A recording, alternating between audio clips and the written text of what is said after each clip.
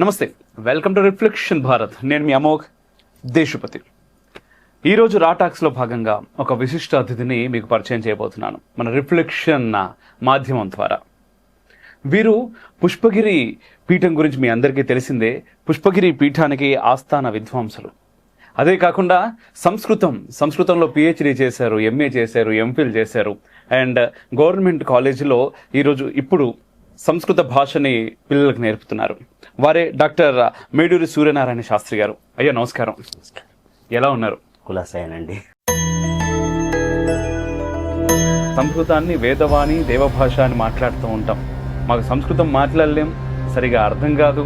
But మార్కుల కోసం అనేక జీవరాశుల్లో మనుష్య జన్మ రావడం ఎంత కష్టతరమో భారతదేశంలో పుట్టాలంటే కూడా ఒక అదృష్ట విశేషం ఉండాలి. భారతదేశానికి ప్రతిష్టను తీసుకొచ్చేవి ఏమిటి అంటే భారతీయ సంస్కృతి, భారతీయ భాష, సంస్కృత భాష. బీటెక్ చదివితే నీకు సాఫ్ట్వేర్ అంత అద్భుతమైనటువంటి జాబ్ వస్తుంది కాబట్టి బీటెక్ చదువుతాడు. సంస్కృత భాష లేదు అన్నాడంటే వాడంటే తెలివి తక్కువ వాడు ఇంకెవడు కూడా లోకంలో లేడు. ఇన్ని భాషలుండగా ఏ రాష్ట్రంలో వెళ్ళినా సరే సంస్కృత భాషలోనే ఉంటుంది. ఏ గ్రంథమైనా సరే సంస్కరింపబడిన భాష. ఇప్పుడు సంస్కృతం నేర్చుకుంటే ఏమొస్తుంది? సంస్కృతం నేర్చుకుంటే ఏమి రాదు. విద్యా దదాతి వినయం, వినయాద్యాతి పాత్రత, పాత్రత్వాత్ ధనమాప్నోతి, ధనాద్ధర్మ తతః సుఖం. కూటి కంటే ముందు మనం ఏం చేయాలో ఆ జ్ఞానాన్ని ఇస్తుంది. చాలా సందర్భాల్లో ఏదైనా కొత్త ఇన్వెన్షన్ వచ్చినప్పుడు ఎప్పుడో చెప్పారు, మా పురాణాల్లో ఉంది, మా వేదాల్లో ఉంది అనే మాటలు మాట్లాడుతూ ఉంటారు. ఋగ్వేద సూక్తాల్లో పళ్ళు తోముకోవడం గురించి ఉంది. అప్పట్లో పైలట్లెస్ విమానం నడిచింది. సెల్ ఫోన్ ఉందా అని ప్రశ్న వేయచ్చు మీరు నన్ను. ఏదైతే మన భారతీయ వాంగ్మయంలో లేదో అది ఎక్కడా లేదు. ఎవరైనా పోతేనో ఇంకో చోట్ల అలాంటి చోట్ల కాలక్షేపం కోసం గీతలు పెట్టేవాడు తప్ప గీతలో ఉన్న పరమార్థం ఇది అని విడమర్చి చెప్పేవాడు ఎవరున్నారు?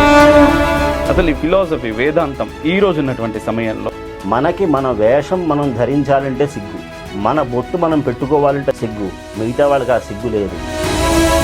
రాముడిని లక్ష్మణుడిని అసలు గొప్ప హస్బెండ్ గా చిత్రీకరిస్తారు. అది శుద్ధ తప్పు అని. వాడు పట్టిన కుందేలికి మూడే కాళ్ళు అనుకుంటాడు. వాడిని ఎవరు గౌరవిస్తారు? వాడిని రామతత్వం బోధపడితే, కృష్ణతత్వం బోధపడితే, సీతమ్మ వారి మహాత్మ్యం తెలిస్తే ఈ మాట నోట్లోంచి రాదు.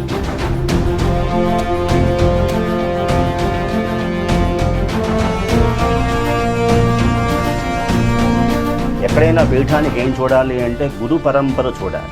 కాబట్టి అంతటి వైభవం ఉన్న పీఠం పుష్పగిరి పీఠం.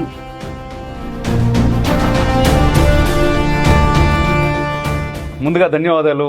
చాలా చాలా అనుకోగానే మేము పిలవగానే మీరు సమయం ఇచ్చి మన స్టూడియోకి వచ్చినందుకు ధన్యవాదాలు. ముందుగా ఒకసారి మనం పుష్పగిరి పీఠం గురించి, ఎందుకంటే స్వామివారు మన కాన్క్లేవ్కి వచ్చారు, ఆ తర్వాత స్వామివారితో ఒక ఇంటర్వ్యూ కూడా చేయడం జరిగింది. అయితే మిమ్మల్ని మేము పీఠంలో చాలా సందర్భాల్లో కలిసాము. పీఠానికి మీకు మధ్యలో ఉన్నటువంటి ఆ రిలేషన్ గురించి ఒకసారి మనం మాట్లాడుకొని. యోంతః ప్రవిశ్య మమ వాచమిమాం ప్రసుప్తాం సంజీవయతి అఖిల శక్తిధర స్వధామ్నా అన్యాంశ హస్తచరణ శ్రవణత్వగాదీన్ ప్రాణాన్నమో భగవతే పురుషాయ తుభ్యం. నూతన జలధర రుచయే గోపవధూటి దుకూల చోరాయ తస్మై కృష్ణాయ నమః. సంసారమహీరుహస్య బీజాయ నారసింహ సత్వజ్ఞం నానాశాస్త్రార్థ కోవిదం నౌమ్యహం నైష్టికం నిత్యం విద్యాశంకర భారతి. శృతిస్మృతిపురాణానాం ఆలయం కరుణాలయం నమామి భగవత్పాద శంకరం లోకశంకరం. ఒక మంచి ప్రశ్నతో మీరు ఈవేళ మన ఈ యొక్క ముఖాముఖి కార్యక్రమాన్ని ప్రారంభం చేశారు. ధన్యవాదాలు. ఎవరైతే ఈ రిఫ్లెక్షన్ భారత్ ఛానల్ ద్వారా అశేష జనవాహిని ఈ కార్యక్రమాన్ని చూస్తున్నారో వారందరికీ కూడా నమస్కారం తెలియజేసుకుంటూ, మీకు అందరికీ నమస్కారం తెలియజేసుకుంటూ, పుష్పగిరి పీఠం ఏదైతే ఉన్నదో ఇది ఉభయ తెలుగు రాష్ట్రాలకి ఒకే ఒక్క శంకరామనాయ పీఠం. శంకరామనాయము అంటే ఏం చేస్తుంది అంటే, శంకరులు ఏదైతే అద్వైత సిద్ధాంతాన్ని అవలంబించారో, ప్రతిపాదన చేశారో, ఆవిష్కరించారో, అంటే అద్వైత సిద్ధాంతం శంకరుల ముందు లేదా అంటే లేదు అని చెప్పడానికి లేదు. అంతకు ముందు నుంచి కూడా ఉంది. ఉమ్, కానీ దాన్ని లోకానికి అందించిన వారు శంకరులు. అందువల్ల వారిని ఏమంటామంటే మనం ప్రవర్తకులు అంటాం. ఉమ్, కాబట్టి ఆ అద్వైత సిద్ధాంతాన్ని లోకంలో ప్రచారం చేసి వ్యాప్తం చేసిన వారు శంకర భగవత్పాదుల వారు. ఆ శంకర పరంపరలో విద్యారణ్యుల వారని చెప్పని వారు భాష్యం, వేద భాష్యానికి ఇప్పటికీ కూడా ఉమ్, వేద పండితులు విద్యారణ్య భాష్యాన్ని ఆశ్రయిస్తూ ఉంటారు. ఆ విద్యారణ్యుల ద్వారా కడప జిల్లా పుష్పగిరి గ్రామంలో పెన్నా తీరంలో ప్రతిష్టాపన చేయబడింది ఈ పుష్పగిరి పీఠం. కొన్ని పంచగోళక మఠాలు ఉమ్, అంటారు. మఠము అనే మాట మనం వింటూ ఉంటాం. మఠము అంటే ఏమిటి అంటే యతీనాం బ్రహ్మచారీణాం నిలయః మఠః. ఎక్కడైతే యతులు ఉంటారో, ఉమ్, ఎక్కడైతే సన్యాసాశ్రమాన్ని స్వీకరించిన వారు ఉంటారో, ఎక్కడైతే బ్రహ్మచారులు ఉంటారో అలాంటి వారు ఉండేందుకు అనుకూలంగా ఉండే ప్రదేశం ఏమిటి అంటే మఠం. మఠం బాగుంది. కాబట్టి అలాంటి మఠాలు పంచగోళక మఠాలు అని ఉండేవి, ఇప్పటికీ కూడా ఉన్నవి. ఉమ్, ఆ పంచగోళక మఠాలు ఏవైతే ఉన్నాయో అవన్నీ కూడా పుష్పగిరి పీఠం యొక్క అధీనంలో ఉండేవి. అలాగే ప్రతి పీఠానికి కూడా ఏలుబడి అని ఒక మాట ఒకటి ఉంటుందండి. ఏలుబడి అంటే ఏమిటి అంటే ధర్మాచార్యులుగా ఉన్నవారు ఆ ప్రదేశంలో ఏదైనా వారికి ధర్మం విషయంలో సందేహం వచ్చినప్పుడు, ఆచార సంప్రదాయాల్లో ఏదైనా సందేహం వచ్చినప్పుడు ఎవరిని ఆశ్రయించాలి అంటే ఏ ఏలుబడిలో ఏ ప్రాంతంలో అయితే వారు ఉన్నారో ఆ ప్రాంతం ఎవరైతే అక్కడ జగదాచారులుగా ఉన్నారో, ధర్మాచారులుగా, వారిని ఆశ్రయించాలి. అలాగా ఈ ఏదైతే పుష్పగిరి పీఠం ఉన్నదో ఉమ్, ఇటు ఆంధ్రదేశంలో నెల్లూరు పర్యంతం, నెల్లూరు దాకా, అలాగే శ్రీకాకుళం పైన ఒరిస్సా సరిహద్దుల వరకు, అలాగే ఇటు మళ్ళా తిరుపతి పైన అంతా కూడా, ఉమ్, ఇదంతా కూడా ఈ ప్రాంతం అంతా కూడా ఎవరి అధీనంలో ఉండేది, ఎవరి యొక్క మార్గదర్శకత్వంలో నడిచేవారు ప్రజలు అంటే పుష్పగిరి పీఠం యొక్క మార్గనిర్దేశంలో నడిచేవారు. అందువల్లే ఆ యొక్క పుష్పగిరి పీఠం ఏదైతే ఉందో దాని తాలూకా బిరుదావళిలో కూడా శ్రీశైల అలంపురియాది సమస్త పీఠాధీశ్వర అని ఒక ప్రయోగం చేసి ఉన్నారు. కాబట్టి అలాంటి విశిష్టత ఉన్న పీఠం.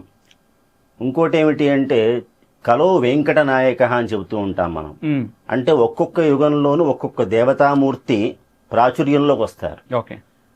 అలాంటి యుగంలో, ఈ కలియుగంలో, ముఖ్యంగా ఈ కలియుగం అంటే కళ్యంతే అస్మిన్నితి కలిహి. ఈ కలియుగంలో కలి అనే మాట ఎందుకు వచ్చింది అంటే పరస్పరం ఒకళ్ళతో ఒకళ్ళకి సంబంధాలు ఉండవు, ఒకళ్ళతో ఒకళ్ళకి అనావశ్యకంగా గొడవలు పడుతూ ఉంటారు, వివాదాలు పడుతూ ఉంటారు, కలహించుకుంటూ ఉంటారు. అలాంటి కాలం కాబట్టి ఇది కలికాలం. ఉమ్, ఆ కలియుగానికి ఎవరు బ్రహ్మాండ నాయకుడు అంటే మనం చెబుతూ ఉంటాం వెంకటాద్రి సమం స్థానం బ్రహ్మాండే నాస్తికించన అని చెబుతూ ఉంటాం.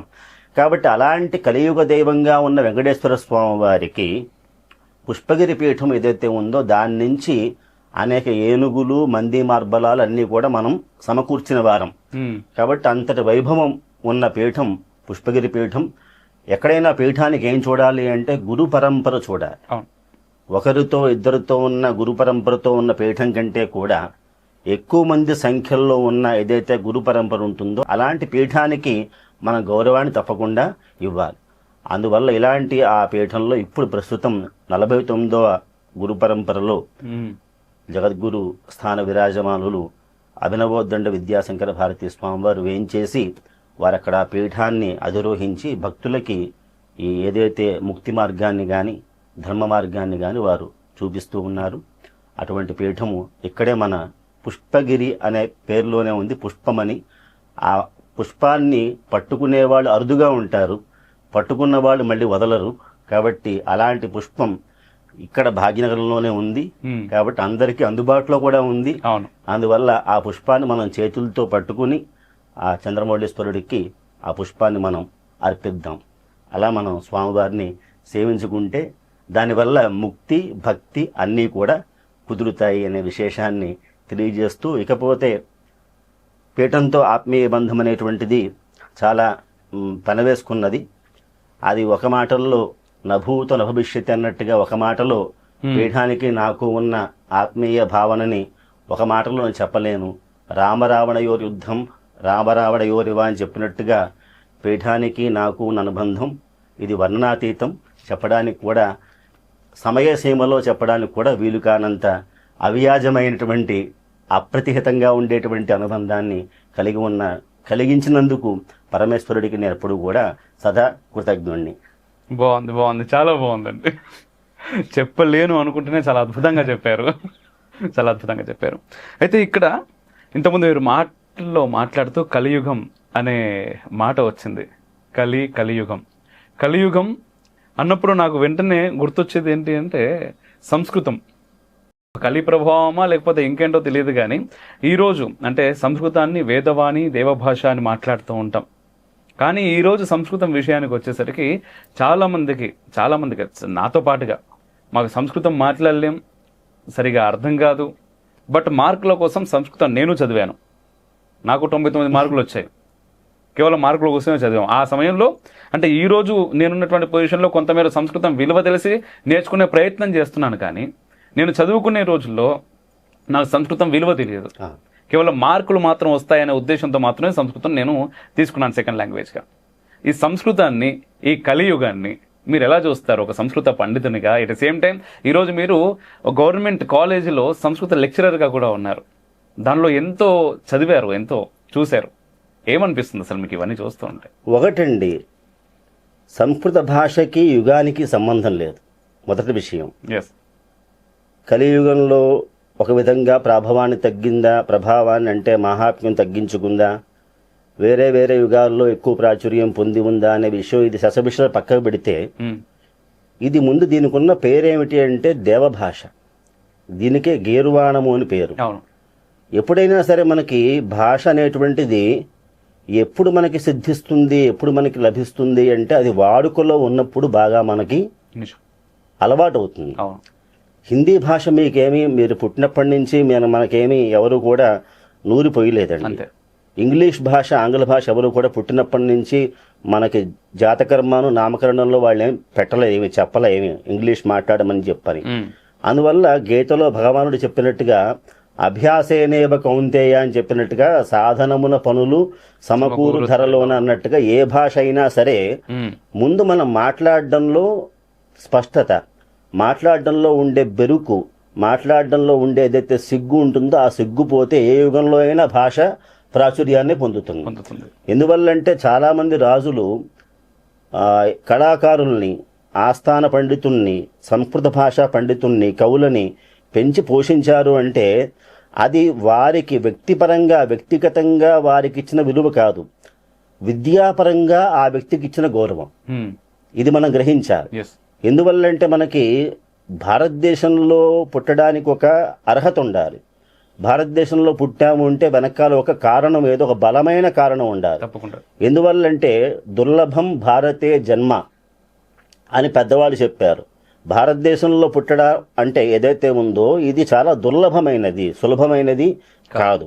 అనేక జీవరాశుల్లో ఎలాగైతే మనకి మనుష్య జన్మ ఎలాగైతే రావడం ఎంత కష్టతరమో, ఏదో పూర్వజన్మ సంస్కార విశేషం ఉంటే తప్ప పుణ్య విశేషం ఉంటే అలాగైతే కుదరదో, అలాగ భారతదేశంలో పుట్టాలంటే కూడా ఒక అదృష్ట విశేషం ఉండాలి.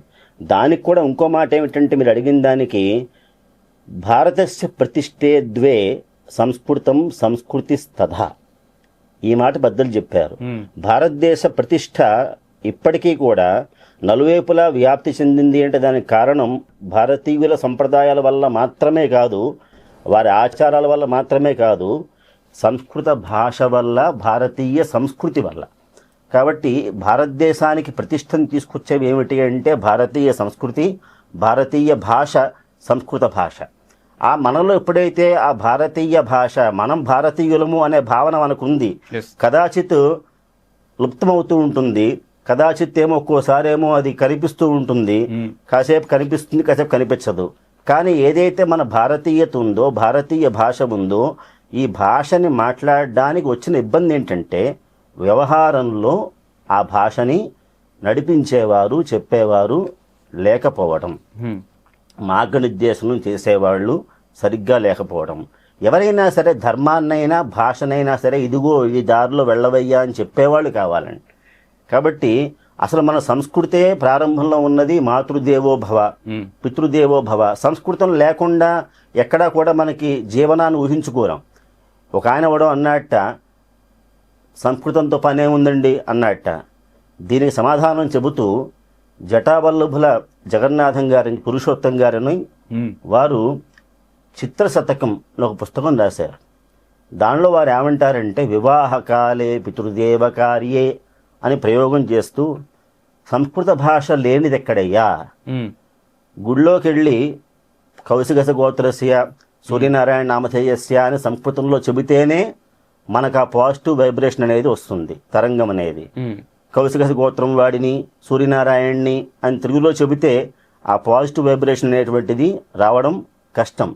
కాబట్టి వివాహం చేయాలంటే సంస్కృతం ఉండాలి, పితృ ఆబ్దీకం పెట్టాలి సంస్కృతం ఉండాలి, దేవాలయాలు అర్చన చేయించాలి సంస్కృతం ఉండాలి. సంస్కృత భాష లేదు అన్నాడంటే వాడంటే తెలివి తక్కువ వాడు ఇంకెవడు కూడా లోకంలో లేడు. అందువల్ల ఆయన చెబుతారు, భాష మృతాసేతి మృషైవ వాద. సంస్కృత భాష చనిపోయింది అని చెప్పడం ఏదైతే ఉందో అది తెలివి తక్కువ వాదన. కాబట్టి ఎప్పుడైనా సరే భాషను ఏం చెయ్యాలి అంటే, మనం మన ఇంట్లో ఉన్న ఒక మందార వృక్షాన్ని ఎలాగైతే మనం జాగ్రత్తగా నీళ్లు పోసుకుని కాపాడుకుని పెద్దదయ్యేలా చూసుకుంటామో, అలా ప్రతి ఒక్కరు కూడా ఈ సంస్కృత వృక్షం అనేది ఏదైతే ఉందో దీనికి బోల్డని శాఖలు, వేదాలు, ఉపపురాణాలు, పురాణాలు, కావ్యాలు, నాటకాలు, ఇంత పెద్ద వాంగ్మయంతో ఉన్న వృక్షాన్ని ఇప్పుడు మనం ఏం చేయాలి అంటే నీళ్లు పోసి బతికిస్తూ ఉండాలి.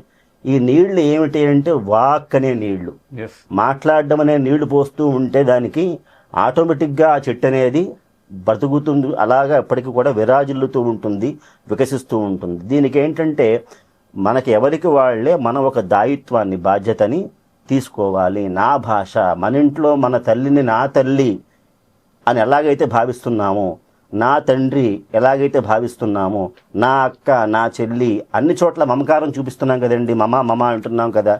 ఆ మమకారాన్ని భాష పట్ల కూడా చూపిస్తే అది కలియుగంలో అయినా సరే అభివృద్ధిని పొందుతుంది. అందువల్లే పూర్వకాలంలో కూడా రాజులు అనేవారు దేనికి విలువిచ్చారు అంటే ఆంధ్ర గీర్వాణము, ఏవైతే సంస్కృతము ఆంధ్రము ఈ రెండిటిలో కూడా ఏదైతే ఆ భాషకి ఆ రెండిటికి కూడా ఆ వాల్యూని వారు, విలువని వారు ఇచ్చారు. కాబట్టి ఇప్పటికీ కూడా ఏదైతే ఆ భాష ఉందో ఆ ప్రవాహం ఇంకా నడుస్తూ ఉంది, జ్ఞానగంగ. కాబట్టి చాలా బాగుంది, చాలా బాగుందండి. అయితే నిజంగా ఈ రోజు కూడా అంటే సంస్కృతం విషయానికి వస్తే, మీరు లెక్చరర్గా సంస్కృతాన్ని బోధిస్తున్నారు, దాంతోపాటుగా సంస్కృతంలో అనర్గళంగా మీరు మాట్లాడగలుగుతారు.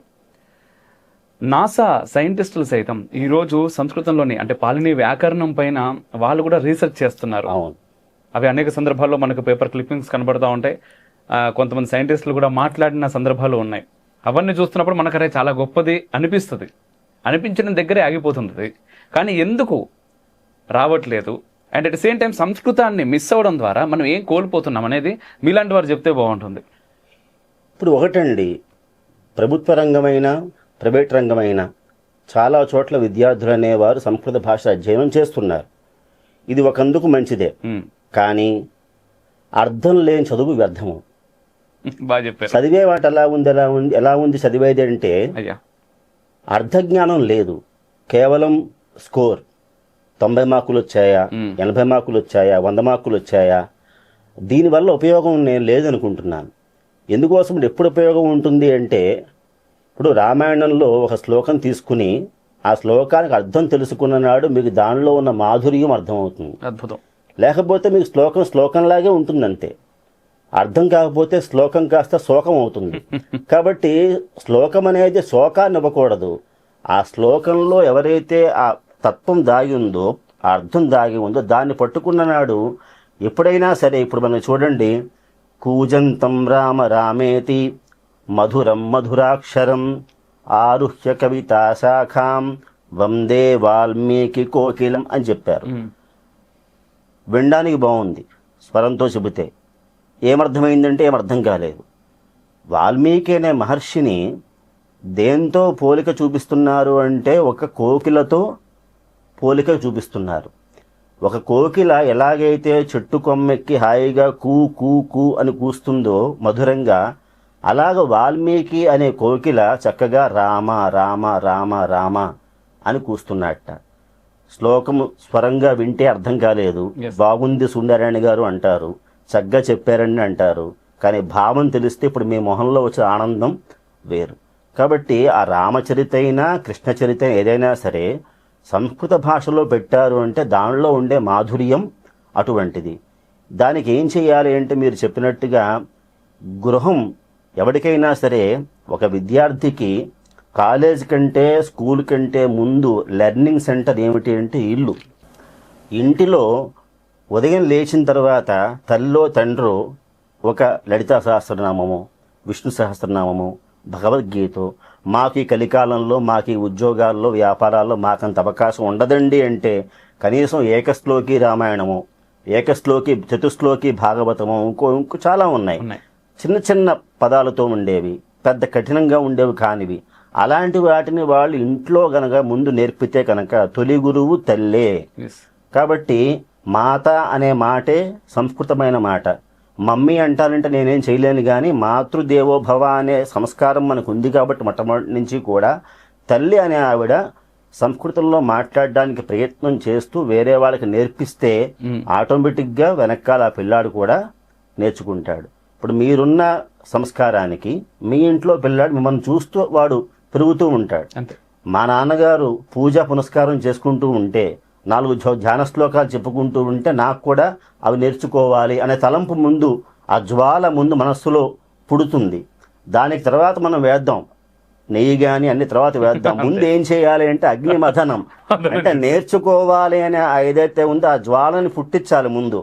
అసలంటూ ముందు జ్వాల పుట్టిన తర్వాత దానిలో నెమ్మదిగా మనం వేరే విషయాలని, సబ్జెక్ట్స్ని, కావ్యాలని, భాష్యాలని ఆ నెయ్యి రూపంగా వేసి దాన్ని పెంపొందించుకోవచ్చు కావాలంటే.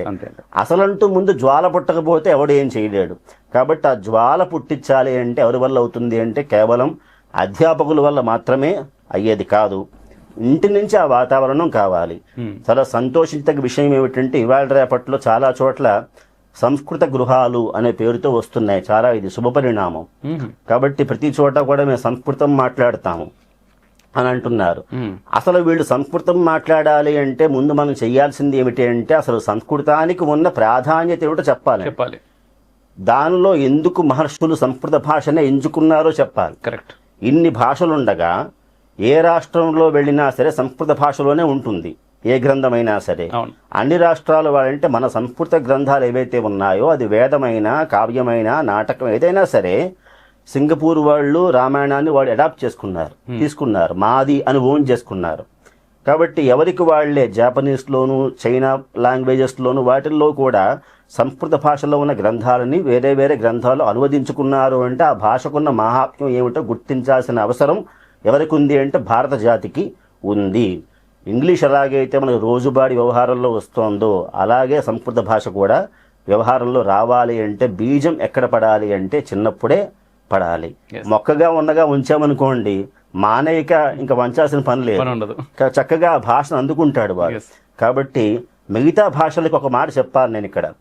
మిగతా భాషలకి కెమిస్ట్రీ అన్నారనుకోండి, అంటే మనం ఆయా సబ్జెక్టులు మనం తక్కువ చేస్తున్నామని కాదు. ఫిజిక్స్, కెమిస్ట్రీ, బయాలజీ, జువాలజీ అన్నామనుకోండి, దానికి ఒక ఎబ్రివేషన్ అంటూ ఏం లేదు, వ్యుత్పత్తి అంటే ఏం లేదు. కెమిస్ట్రీ అంటే ఏం చెప్తారు మీరు? రసాయన శాస్త్రం అని చెప్తారు. కాబట్టి మానవ శాస్త్రం ఏదో చెప్తారు, ఏదో ఇంజనీరింగ్ అంటే సాంకేతిక శాస్త్రం అని చెబుతారు. కానీ సంస్కృతం అంటే ఒక వ్యుత్పత్తి ఉంది. సంస్క్రియతే అనేనా ఇది సంస్కృతం. కాబట్టి సంస్కరింపబడిన భాష ఇది, వ్యాకరణ పరంగా తప్పులు లేకుండా ఉండే భాష. ఈ తప్పులు అనేవి దీనిలో దొల్లే అవకాశం లేనే లేదు. మనకి 9 రకాల వ్యాకరణాలు ఉన్నాయండి. అందులో మనకి ఈవేళ రోజుల్లో మనం వాడుతున్న వ్యాకరణం ఏమిటి అంటే పాణిని గారి వ్యాకరణం వాడుతున్నాం. హనుమంతుడికి నవవిధ వ్యాకరణ పండితుడు అని పేరు. కాబట్టి రాముల వారు ముందు చూసి చెప్పారు ఆయన్ని. ఈయన యొక్క మాట తీరు, స్పష్టత, సంస్కారం ఇదంతా చూస్తుంటే ఈయన బాగా విద్యావంతుడిలాగా ఉన్నాడు. అంటే సంస్కృతం మాట్లాడేవాడికి ఏమొస్తుంది అంటే ముందు వాక్ స్పష్టత వస్తుంది. సంస్కృతం మాట్లాడేవాడు ఎప్పుడు కూడా హింసకి పాల్పడ్డు. వాడి మొహంలో ఎప్పుడైనా సరే ఒక కళ ఉంటుంది. అహింసనే వాడు కోరుకుంటాడు తప్ప హింసని కోరుకోడు. కానీ మనం ఈవేళ రిఫ్లెక్షన్ ఛానల్ ద్వారా మనం చెప్పాల్సింది ఏంటంటే నేటి కలియుగానికి ధర్మహింస తథైవచ. అహింస మాత్రమే మనకు కాదు, ధర్మానికి ఇబ్బంది కలుగుతున్నప్పుడు మనం కూడా ఒక చేతిలో కర్రని పట్టుకోవాలి. ఎంత గోమాత అయినా పైన భగవంతుడు కొమ్ములు ఇచ్చాడు, ఎవడైనా వస్తే కుమ్మడానికి. అలాగా ప్రతి జీవికి ఒక ఆయుధం ఇచ్చినట్టుగా మనకు కూడా అవసరాన్ని బట్టి ఒక కర్ర చేతిలో పట్టుకోవాలి. అప్పుడే వచ్చేవాడు మురిగేవాడు కొంచెం దూరంగా ఆగుతాడు. కాబట్టి ఈ విషయాలన్నింటినీ కూడా పురాణాల్లో విజ్ఞానం ఏముంది, శాస్త్రంలో విజ్ఞానం ఏముంది, ఎందువల్ల మనం పురాణం చదువుకోవాలి, వాటి ద్వారా మనకి వచ్చే బయటకు వచ్చే అవుట్పుట్ ఏమిటి, ఇదంతా కూడా మనం ఎప్పుడు చెప్పాలి పిల్లలకి అంటే వాళ్ళ బాల్య దశలోనే వాళ్ళకి చెప్పాలి అంటే ముఖ్యంగా అండి ఇక్కడ నిజంగా మీరు మాట్లాడుతున్నప్పుడు చాలా ఆనందంగా అనిపిస్తుంది నాకు. ఇదంతా ప్రాక్టికల్ గా జరిగితే చాలా బాగుంటుందని కూడా నాకు అనిపిస్తుంది. దీని మీద కొంతమేర ఒకప్పటితో పోలిస్తే కొంత మీరు అన్నట్టుగా పని కూడా జరుగుతుంది. చాలా మంది సంస్కృత గృహాలు అంటారు, చాలా అద్భుతమైనటువంటి విషయం అది.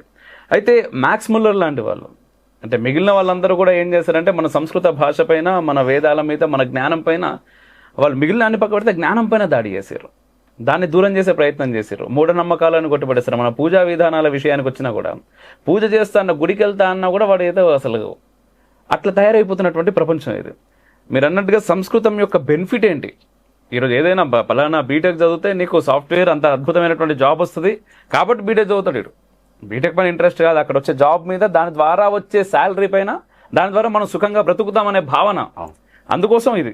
ఆ తర్వాత శాలరీ వచ్చిన తర్వాత సాఫ్ట్వేర్ ఇంజనీర్ని అడిగితే వాళ్ళు చెప్తుంటారు నాకు వాళ్ళు పడే కష్టాలు ఏంటి అని. కష్టం ఎక్కడైనా ఉంటుంది, పరీక్షలు ఎక్కడైనా ఉంటాయి. కానీ సంస్కృతం ద్వారా మీరు అన్నారు ఇంతకుముందు చాలా అద్భుతమైన మాట, సంస్కరింపబడిన భాష ఎట్ ద సేమ్ టైం జీవితాలను కూడా సంస్కరింపజేస్తుంది. ఆ విషయం తెలుపాలి. అండ్ వ్యాకరణం గురించి మీరు మాట్లాడారు, ఏదైనా చిన్న ఎగ్జాంపుల్ ఏదైనా ఇవ్వగలుగుతారా మాకు సంస్కృతం సంబంధించి? అసలు ఈ వ్యాకరణం అనేటువంటిది దీనికి ప్రధానంగా ఈ విద్యకి మనం ఎవరిని మనం భావిస్తామంటే మూల పురుషుడిగా ఈశ్వరుణ్ణి మనం భావిస్తాం. ఈశ్వరుడి యొక్క ఢక్క ఏదైతే డమరకం ఉందో దాని నుంచి ఈ శబ్దరాశి అంతా కూడా బయటపడింది. ఐవంటులు కేవంగ్ ఐవోచ్ అని చెప్పని ఆయన డమరకం నుంచి వచ్చిన శబ్దాలు ఇవన్నీ కూడా. దానిని వ్యాకరణానికి అంతకు ముందు ఇంకా చాలా ఉండేవండి. ఐంద్ర వ్యాకరణం అని ఇలాంటివన్నీ చాలా ఉండేవి. అవన్నీ కూడా జనబాహుల్యంలోకి పోలా. టఫ్ సబ్జెక్టు జనాలకు వెళ్ళదు. సామాన్యంగా మాట్లాడే తెలుగు వేరు, గ్రాంధికంగా మాట్లాడే తెలుగు వేరు. సామాన్యంగా మాట్లాడితేనే ఇప్పుడు అర్థమవుతుంది ఎవరికైనా. గ్రాంధిక భాష మనం వ్యవహారం చేస్తే మనల్ని ఛాందసుడి కింద ఎప్పుడో ఏ కాలం వాడి కింద చూస్తారు. అది జనాల్లోకి అంత వేగంగా నేటి సమాజంలో వెళ్లే పరిస్థితి లేదు. పోతన గారి కాలం కాదు, తిక్కన గారి కాలం కాదు. కాబట్టి ఈ వ్యాకరణ శాస్త్రం ఏదైతే ఉందో, అంతకు ముందున్న ఐంద్ర వ్యాకరణాలు ఏవైతే ఉన్నాయో అవి జనాల్లోకి సులభంగా పోయే అవకాశం లేదు. కాబట్టి పాణిని మహర్షి అనే ఆయన ఏం చేశారు అంటే సింప్లిఫికేషన్ చేశారు. ఆ సింప్లిఫికేషన్ కూడా ఏం చేశారు అంటే మనం చూస్తాం దేశంలో రాష్ట్రాల్లో యాస ఉంటుందండి. ఎప్పుడైనా కవి అనేవాడికి, శాస్త్రకారుడికి ఒకే ప్రదేశం మీద ఉన్న పట్టు కంటే కూడా 4-5 చోట్ల తిరిగిన చోట మనకి ప్రాంతాన్ని బట్టి యాస మారిపోతూ ఉంటుంది, భాష మారిపోతుంది. కాబట్టి తెలంగాణలో మీరు మామూలుగా ఎప్పుడైనా మనం గమనించుకుంటే, ఉదాహరణ తీసుకుంటే గనక ఇల్లు రెంట్కుందా అనేస్తారు. ఇదే రెంట్ అనే భాష తిరుపతి జిల్లాకు వెళ్ళేసరికల్లా ఇల్లు బాడుక్కుందా అంటారు. ఇదే భావం, అర్థం ఇదే.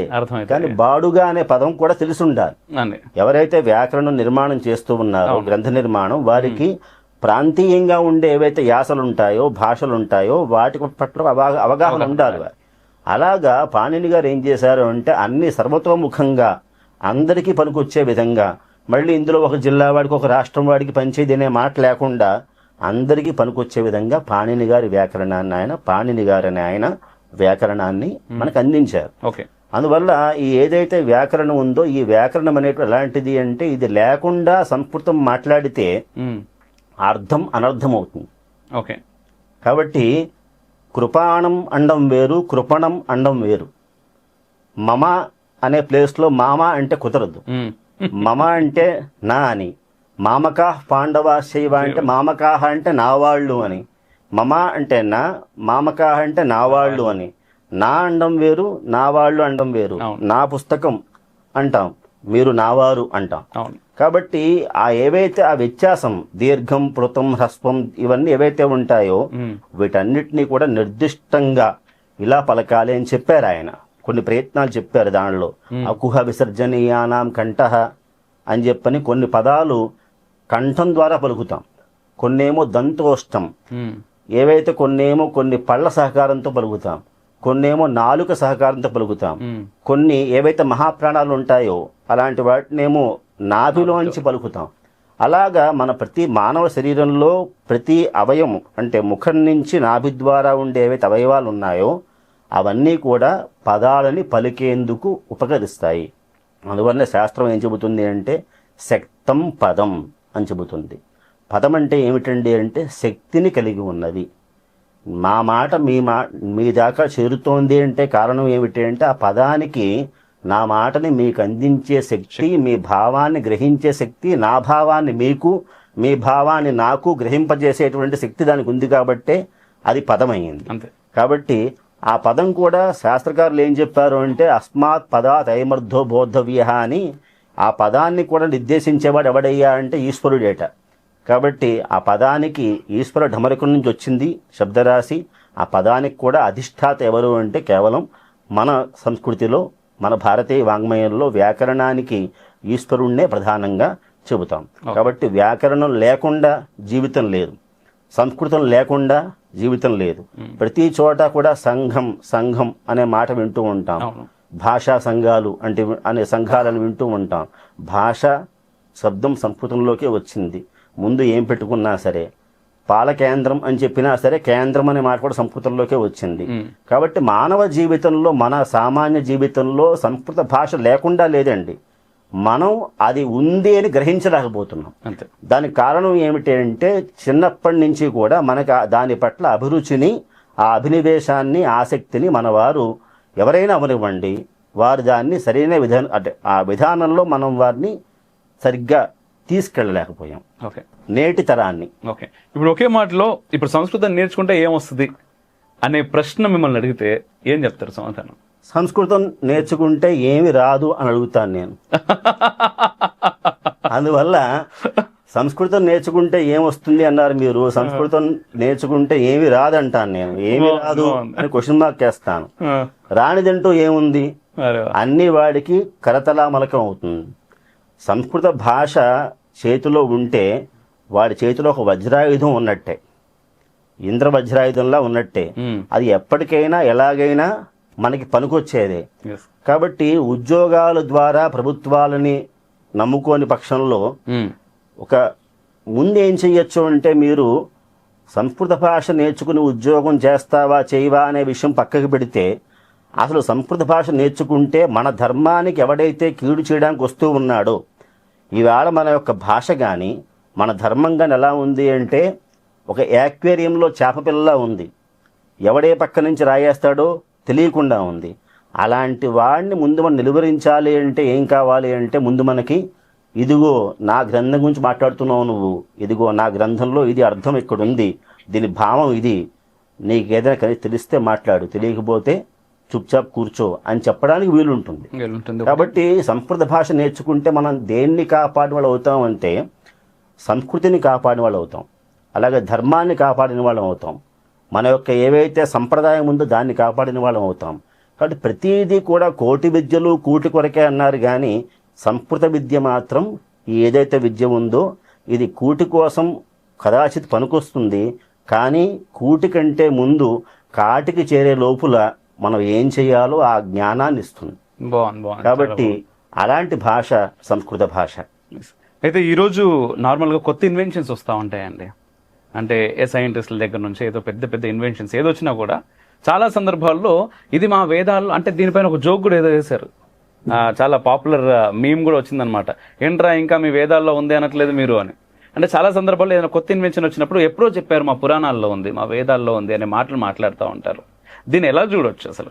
ఒకటండి అమోఘ్ గారు, నాగరికత అనేది మనకి భారతీయ సంస్కృతిలో భారతీయులకి ఒకటి నేర్పింది కాదు. ఋగ్వేద సూక్తాల్లో పళ్ళు తోముకోవడం గురించి ఉంది. ఇది ఉత్తరేణి పుల్లతో పళ్ళు తోముకోవాలని ఉంది. కాబట్టి ఇంకో టూత్పేస్ట్ కంపెనీ వాడో వీడో వచ్చి పరిచయం చేయాల్సిన పని లేదు. అంటే ఈ టూత్పేస్టులు రాని ముందే ఉత్తరేణి పుల్లతో దంతధావనం చేసేవారు. అప్పటి వాళ్ళకి ఇంకా పళ్ళు కూడా స్ట్రాంగ్గానే ఉన్నాయి. చెప్పాలి అంటే మనకు ఊడుతున్నాయి. కాబట్టి ప్రతిదీ కూడా దానిలో ఉన్నదే, ప్రతి విజ్ఞానం దానిలో ఉన్నదే. ఇప్పుడు మీరు ఎక్కడికో పోవక్కర్లేదండి. ఈవేళ మనం నడిపిస్తున్నాం విమానాల్ని. ఈ విమానం గురించి పుష్పక విమానం అనేది ముందు నుంచి మన శాస్త్రాల్లో ఎప్పుడో చెప్పారు. అది కూడా ఇవాళ రేపట్లో మనం ఏదైతే చెప్పుకుంటున్నామో అమెరికా లాంటి దేశాల్లో డ్రైవర్ లేకుండా నడుస్తుంది కారు, పెద్ద గొప్పగా చెప్పుకుంటున్నాం మనం. అది ఇంకా మనం ఇప్పుడు వచ్చే ఆ కారుని ఎంతవరకు నమ్మాలో తెలియదు. కానీ పుష్పక విమానానికి పైలట్ అనేవాడు లేడు. కేవలం రాముడు ఆజ్ఞ చేశాడంతే. రా అంటే వచ్చాడు ఆయన ఆ రూపంగా, పో అంటే పోయాడు, మళ్ళీ స్వస్థానం చేరుకున్నాడు. ఎక్కడా కూడా ఏటీసీలు లేవు, రన్వేలు లేవు, పానిచ్చేవాడు లేడు, ఎవరూ లేకుండా విమానం నడిచింది అక్కడ. కాబట్టి ఇప్పుడున్న ఏదైతే డ్రైవర్లెస్ కార్ ఏదైతే ఉందో ఇప్పుడు గొప్పగా చెప్పుకుంటున్నది, ఇంకా నమ్మకం కూడా లేనిది, అప్పట్లో పైలట్లెస్ విమానం నడిచింది. ఇంకంతకు మించి ఇంకేం చెప్పాలండి. అందువల్ల ఎప్పుడైనా సరే ప్రతి విషయం కూడా యదిహాస్తి నత్పన్యత్ర ఎన్నేహాస్తి నతత్వచిత్ అని చెప్పని, ఏదైతే మన భారతీయ వాంగ్మయంలో లేదో అది ఎక్కడా లేదు, ఏదైతే మన భారతీయ వాంగ్మయంలో ఉందో అది అన్ని చోట్ల ఉంది. సెల్ ఫోన్ ఉందా అని ప్రశ్న వేయచ్చు మీరు నన్ను. సెల్ ఫోన్ ఈ ప్రకారంగా లేకపోతే వేరే ప్రకారంగా ఉంటుందండి. ఎందుకు ఉండదు? మెసేజ్ చేసుకుంటున్నాం మనం, టెక్స్ట్ మెసేజ్, వాట్సాప్ ఇవాళ అన్నీ వచ్చాయి, టెలిగ్రామ్ అని ఇంకోటిని నానా అన్నీ వచ్చాయి. ఇప్పుడు ఈ మెసేజే అంటే సందేశంలో ఉండే తాత్పర్యం ఏమిటి అంటే విషయాన్ని పక్కవాడికి చేరేయడం. ఇప్పుడు మెసేజ్ వాట్సాప్ చేస్తున్న పని అదే, టెలిగ్రామ్ చేసిన పని అదే, ఒకప్పుడు దూతలు చేసిన పని కూడా అదే. రాములు వారు ఏం చెప్పారో రావణాసురుడికి చెప్పాడు, రావణాసురుడికి ఏం చెప్పాడో రాములు వారికి చెప్పారు. అంటే ఈ దౌత్యం సందేశం అటు ఇటు మారడం, ఇదే ప్రాధాన్యత, ఇదే లక్ష్యం. అల్టిమేట్లీ చివరికి వాట్సాప్ అయినా సరే, టెలిగ్రామ్ అయినా సరే. కాబట్టి సాక్షాత్తుగా సాధన రూపంగా ఉండకపోవచ్చు, కానీ ఆ సాధనం ద్వారా ప్రయోజనం ఏదైతే సిద్ధించాలో అది వాళ్ళు ఎప్పుడో వేరే వేరే మార్గాల్లో సిద్ధింపజేశారు. కాబట్టి ముందేంటంటే మీరు చెప్పినట్టుగా ప్రయోజనం అనుద్దిశ్య మందహ అపి న ప్రవర్తతే. ఎవరినైనా ఎప్పుడైనా సరే ఎరా ఒక పని చెయ్యి అని అడిగినప్పుడు చెప్పినప్పుడు వాడు ఏమంటాడంటే, గురువుగారు ఈ పని చేస్తే నాకు వచ్చే లాభం ఏమిటండి అంటాడు. కానీ సంస్కృత భాష విషయంలో ఉద్యోగాలు పొందేవారు ఉద్యోగాలు పొందుతూనే ఉన్నారు. నాకు తెలిసి ఇప్పటిదాకా సంస్కృత భాష చదువుకుని ఎవరు కూడా ఖాళీగా ఉన్నవాడు నేను చూడలే. కాబట్టి అందరూ ఏవో ఉపాధుల్లో ఉన్నారు, చిన్నో పెద్దో ఏదో ఒక ఉపాధుల్లో ఉన్నారు, ఉద్యోగాల్లో ఉన్నారు, కాలక్షేపం చేసుకుంటూనే ఉన్నారు. వారికి ఇబ్బంది ఏం లేదు, నడుస్తోంది జీవనం. కాబట్టి అది కాదు ముఖ్యం. అక్కడ సంస్కృత భాష అధ్యయనం వల్ల ఏమవ్వాలి అంటే సమాజం అనేది ఉద్ధరింపబడాలి. దానికి ఈ సంస్కృతం చదువుకున్నవాడు కారణభూతంగా నిలవాలి. అంటే వీడు మెయిన్ పిల్లర్గా ఉంటే, మూలస్తంభంగా ఉంటే, వీడు చుట్టూ ఉన్న సమాజం కూడా వాడిని ఆశ్రయించి, ఎందువల్ల అంటే మన గీతాచార్యుడు చెప్పాడు కదండి, యజ్ఞదాచరిత శ్రేష్ఠ తత్తదే ఇతరో జన అని. నా ఉద్దేశంలో నేటి సమాజంలో శ్రేష్ఠుడు ఎవరు అంటే సంస్కృత భాషా విజ్ఞానం, వేద విజ్ఞానం, శాస్త్ర విజ్ఞానం ఉన్నవాడు. వాడుంటే ఎప్పటికైనా సరే లోకం అనేది వాడిని ఆశ్రయించి బాగుపడుతుంది అనేది నా ఉద్దేశం. బాగుంది. సో అందరూ నేర్చుకునే ప్రయత్నం చేయాలి, నేర్చుకోవాలి. ఇంతకుముందు మీరు అన్నట్టుగా సాధనం లేకపోవచ్చు కానీ ఆ ప్రక్రియ మాత్రం అదే అన్నారు. సాధనం లేకపోయినప్పటికీ వాళ్ళకి సాధన ఉన్నది. ఆ సాధనతో అష్టసిద్ధులనే కైవసం చేసుకొని ఏదంటే అది చేయగలిగారు. బాగుంది. అయితే మరొక విషయం, ఎప్పుడైతే మీకు సాధన ఉంటుందో ధనము మానం రెండు ఉంటాయి. కాబట్టి ఇప్పుడు ఎవరైనా పండితులైన వారు ఎప్పుడైనా కనిపించినప్పుడు డబ్బు కోసం వాడు వెంపన పడక్కర్లేదండి. పలానా వాడికి ఒక గుడ్ ఇంప్రెషన్ ఉంది, పండితుడు అంటే ఎవరో ఒకరు పిలిచి అట్టుపడి చేతులు పెడతారు, తినండి అయ్యా అని. ఆకలితో వాడేం ఉండడు, ధనానికి వాడికి ఇబ్బంది ఏమి ఉండదు. ఎవరో ఒకళ్ళు ఒక ఉపన్యాసాన్ని పిలిచో, ప్రవచనాన్ని పిలిచో, ఇంకో మాట చెప్పి మంచి మాటలు చెప్పండి అని చెప్పి పిలిచి రూపాయి పెడతాడు. కాబట్టి ఆ సాధనం పట్టుకుంటే నెమ్మదిగా ధనం కూడా వెనకాలే వస్తుంది. ఎందువల్ల అంటే విద్య వల్ల ఏం రావాలి మీకు అంటే విద్యా దదాతి వినయం, వినయాద్యాతి పాత్రత, పాత్రత్వా ధనమాప్నోతి, ధనాధర్మ తతసుఖం అని చెప్పారు. విద్య వల్ల ఏం రావాలి అంటే సంస్కృతిలో మన భారతీయ జీవన విధానంలో వినయం రావాలి. ఆ వినయం వల్ల ఎప్పుడైతే వినయం వచ్చిందో మీకు ఏమవుతుంది అంటే దాని ద్వారా సమాజంలో గౌరవం వస్తుంది. గౌరవం వచ్చింది అంటే దాని ద్వారా వెనకాల డబ్బు కూడా వస్తుంది. ఆ డబ్బుని మనం ధర్మ మార్గంలో ఖర్చు పెట్టామా, హాయిగా ఉన్నామా అనేది చూసుకోవాలి. కాబట్టి ఇదంతా కూడా సాధన, అభ్యాసంతోనే ఇవంతా కూడా మనం నేర్చుకోవాలంటే ముందు పిల్లలకి నేర్పాలి మాట అండి. ఇది మన ఇంటి నుంచే ఏదైతే ప్రక్రియ మొదలవ్వాలి, అంతే, బయట నుంచి మొదలయ్యేది కాదు. కాబట్టి హరికథంతా విన్నాక బాగా చెప్పారా, నిద్ర బాగా వచ్చింది, ఏం చెప్పారో చెప్పు అంటే ఉపయోగం లేదు. కాబట్టి ఈ ఏదైతే ఇందాక చెప్పినట్టుగా చిన్న చిన్న శ్లోకాలండి, విష్ణు సహస్రనామం. ఎంతమందికి మనలో మన ఇళ్లలో ఈవేళ గీతా అధ్యయనం చేస్తున్నారు? ఎంతమందికి అంటే కేవలం ఒక ఎవరైనా పోతేనో ఇంకోటి చోట్ల అలాంటి చోట్ల కాలక్షేపం కోసం గీతను పెట్టేవాళ్ళు తప్ప గీతలో ఉన్న పరమార్థం ఇది అని విడమర్చి చెప్పేవాళ్ళు ఎవరున్నారు? తల్లిదండ్రులు కానీ గురువులు ఎవరున్నారు? అంటే వాళ్ళకి మనం అలా వాళ్ళకి ఆ జ్ఞానాన్ని వాడు నేర్చుకోకపోవడం తప్పు కాదండి, మనం ఆ జ్ఞానాన్ని వారికి అందివ్వకపోవడం తప్పు. బాగుందండి. అయితే మరొక ప్రశ్న, అహం బ్రహ్మస్మి సంస్థ శృంగేరి వారి దగ్గర నుంచి మీరు పాక్ ఆక్యుపైడ్ కాశ్మీర్లో ఉన్న అంటే మన భారతదేశంలో దేవి సరస్వతమ్మ కొలువై ఉన్నది 2 చోట్ల, ఒకటి జ్ఞాన సరస్వతి బాసర, రెండవది శారద పీఠం అక్కడ పాక్ ఆక్యుపైడ్ కాశ్మీర్లో. అయితే మీరు పాక్ ఆక్యుపైడ్ కాశ్మీర్కి 2వ వార్షికోత్సవానికి, దేవి 2వ వార్షికోత్సవానికి వెళ్ళారు. అక్కడ ఏమనిపించింది అసలు మీకు? ఎలా అనిపించింది? ఏమనిపించింది అంటేనండి, చాలా దానికి నేను ముందుగా రుణపడేది దక్షిణామనాయ శృంగేరి శారదాపీఠం వారికి, జగద్గురు మహాసన్నిధానం వారికి, విధుశేఖర భారతీ స్వామి వారికి ముందు ఎవరైతే వెళ్ళామో మేమందరం కూడా రుణపడి ఉంటాం. అశ్రుత్తరస్యాం దిశిదేవతాత్మ హిమాలయో నామ నగాదిరాజ అని చెప్పి కాళిదాసు చెబుతాడు కుమార సంభవంలో. బదరి చెప్పాలి అంటే, నిజం చెప్పాలి అంటే, ఆ మేఘ సందేశం లాంటి పుస్తకాలు చదువుతూ ఉన్నప్పుడు ఆ మంచులో పడినప్పుడు, అవంతా మంచంతా పడి కొండలన్నీ కూడా మంచుతో కప్పబడిపోయి ఉన్నప్పుడు ఆ అందాన్ని కాళిదాసుగా నిజంగా అక్కడ కూర్చుని రాశాడేమో అన్నట్టుగా ఉంది. అలాంటి కాశ్మీరం, అలాంటి కాశ్మీరంలో చెప్పాలంటే చాలా విద్యలు అక్కడే పుట్టుకొచ్చాయి. చాలామంది కవులకి, చాలామంది శాస్త్రకారులకి, ఆ కాశ్మీరీ పండితుల్లో చాలామంది శాస్త్రకారులు, కవులు, సాహిత్యకారులు ఎంతోమంది వారి వారి ఆ ఏదైతే విద్యతో ఆ వైభవాన్ని వారు చాటి చెప్పారు. అలాంటి ప్రదేశంలో అందులో ఇంకోటి ఏంటంటే, ముందు ఏం చేయాలి అంటే అక్కడికి వెళ్ళాక మాకు వచ్చిన భావన ఏమిటి అంటే, జననీ జన్మభూమిశ్చ స్వర్గాదపి గరీయసి అని మనం చెబుతూ ఉంటాం. ఇది కదా నా మాతృదేశం, ఇక్కడ కదా శారద అమ్మవారు ఇంకా కొంచెం దూరంలో మాకు ఆ పైనుంచి ఉన్నారు, ఆవిడ అనుగ్రహిస్తూ ఉన్నారు.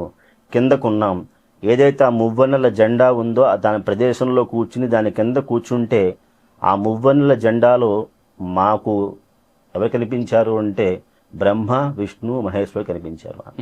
కాబట్టి వారి సమక్షంలో, వారి పాదాల చెంతలో మేము కూర్చుని ఆ అమ్మవారికి మేమేదో డబ్బులు ఇచ్చి ఇంకోటి ఇచ్చి మహామహా సేవలు చేయలేకపోయినా మాకున్న ఏదైతే 4 మాటలు ఉన్నాయో ఆ మాటలనే పుష్పాలని ఆ కాశ్మీరం వెళ్ళి అక్కడ అమ్మవారి పాదాల దగ్గర పెట్టి శారదే కరుణానిధే అని ఒక మాట అనుకుని నమస్కారం పెట్టుకుని, ఇలాంటి అవకాశం మాకు ఇచ్చావమ్మ తల్లి అని నమస్కారం చేసుకుని రాగలిగాం. ఆ ప్రకృతి కానీ, ఆ వనదేవతలు కానీ, వనాలు కానీ అవన్నీ కూడా కొన్నిటిని మనం చెబితే అర్థమయ్యేది కాదు, కొన్నిటిని కళ్ళారా చూడాల్సిందే. ఎలా అయిందయ్యా కార్యక్రమం అంటే మనం దాన్ని వర్ణించి చెప్పాలంటే అయ్యే పని కాదు, మనం వెళ్ళి చూడాల్సిందే. ఆ ప్రకృతిని మనకి ఆ ఏదైతే ప్రకృతి ఉందో, ఈ ప్రకృతి అనేటువంటిది కాశ్మీరమైనా, బదరి అయినా, తిరుమలైనా ఏదైనా సరే మన భారతీయ కవులు ఏం చేశారు అంటే ప్రకృతిని తమ కావ్యంలో అంతర్భాగంగా చేశారండి. ప్రకృతిని వర్ణించకుండా ఏ కవి చెప్పలా. కాళిదాస్ అయినా, మాఘుడైనా, బాసుడైనా, ఎవరైనా సరే, నేటి సమాజంలో ఉండే కవులైనా సరే ముందు ఏం తీసుకుంటాడు అంటే ప్రకృతిని, స్త్రీని వర్ణించకుండా, అవినాభావ సంబంధం రెండింటికి కూడా ప్రకృతిని, స్త్రీని ఆ 2 సామగ్రి లేకుండా ఏ కవి కూడా వర్ణనకి ముందుకి వెళ్ళలేదు. కాబట్టి అంత రమణీయంగా ఆ ప్రకృతి చక్కగా ఉంది. కృష్ణగంగా అనే ఒక నది అక్కడ నిజంగా మమ్మల్ని అందరినీ ఆకర్షించింది. ఆ నది అంతా కూడాను అక్కడే ఉండేలా చేసింది. చక్కగా కార్యక్రమం అది మేము సుసంపన్నం చేసుకొచ్చాం. అద్భుతం అండి, చాలా బాగుంది. అయితే రెండవది, ఇప్పుడు సంస్కృతం గురించి మనం మాట్లాడుకుంటున్నాం. అంటే సేమ్ టైం వేదాంతం, ఫిలాసఫీ, మామూలుగా ఈరోజు అంటే చాలా మంది మళ్ళీ ఇక్కడికి వస్తే మళ్ళీ వెస్టర్న్ సైడే వెళ్ళాలండి ఏదైనా. ఎందుకంటే ఏదైనా మన దగ్గర గొప్పది అద్భుతమైంది అని చెప్పాలంటే మన వాళ్ళు నమ్మాలి అంటే బయట ప్రపంచం ఫస్ట్ దీన్ని అవును అని ఒప్పుకోవాలన్నమాట.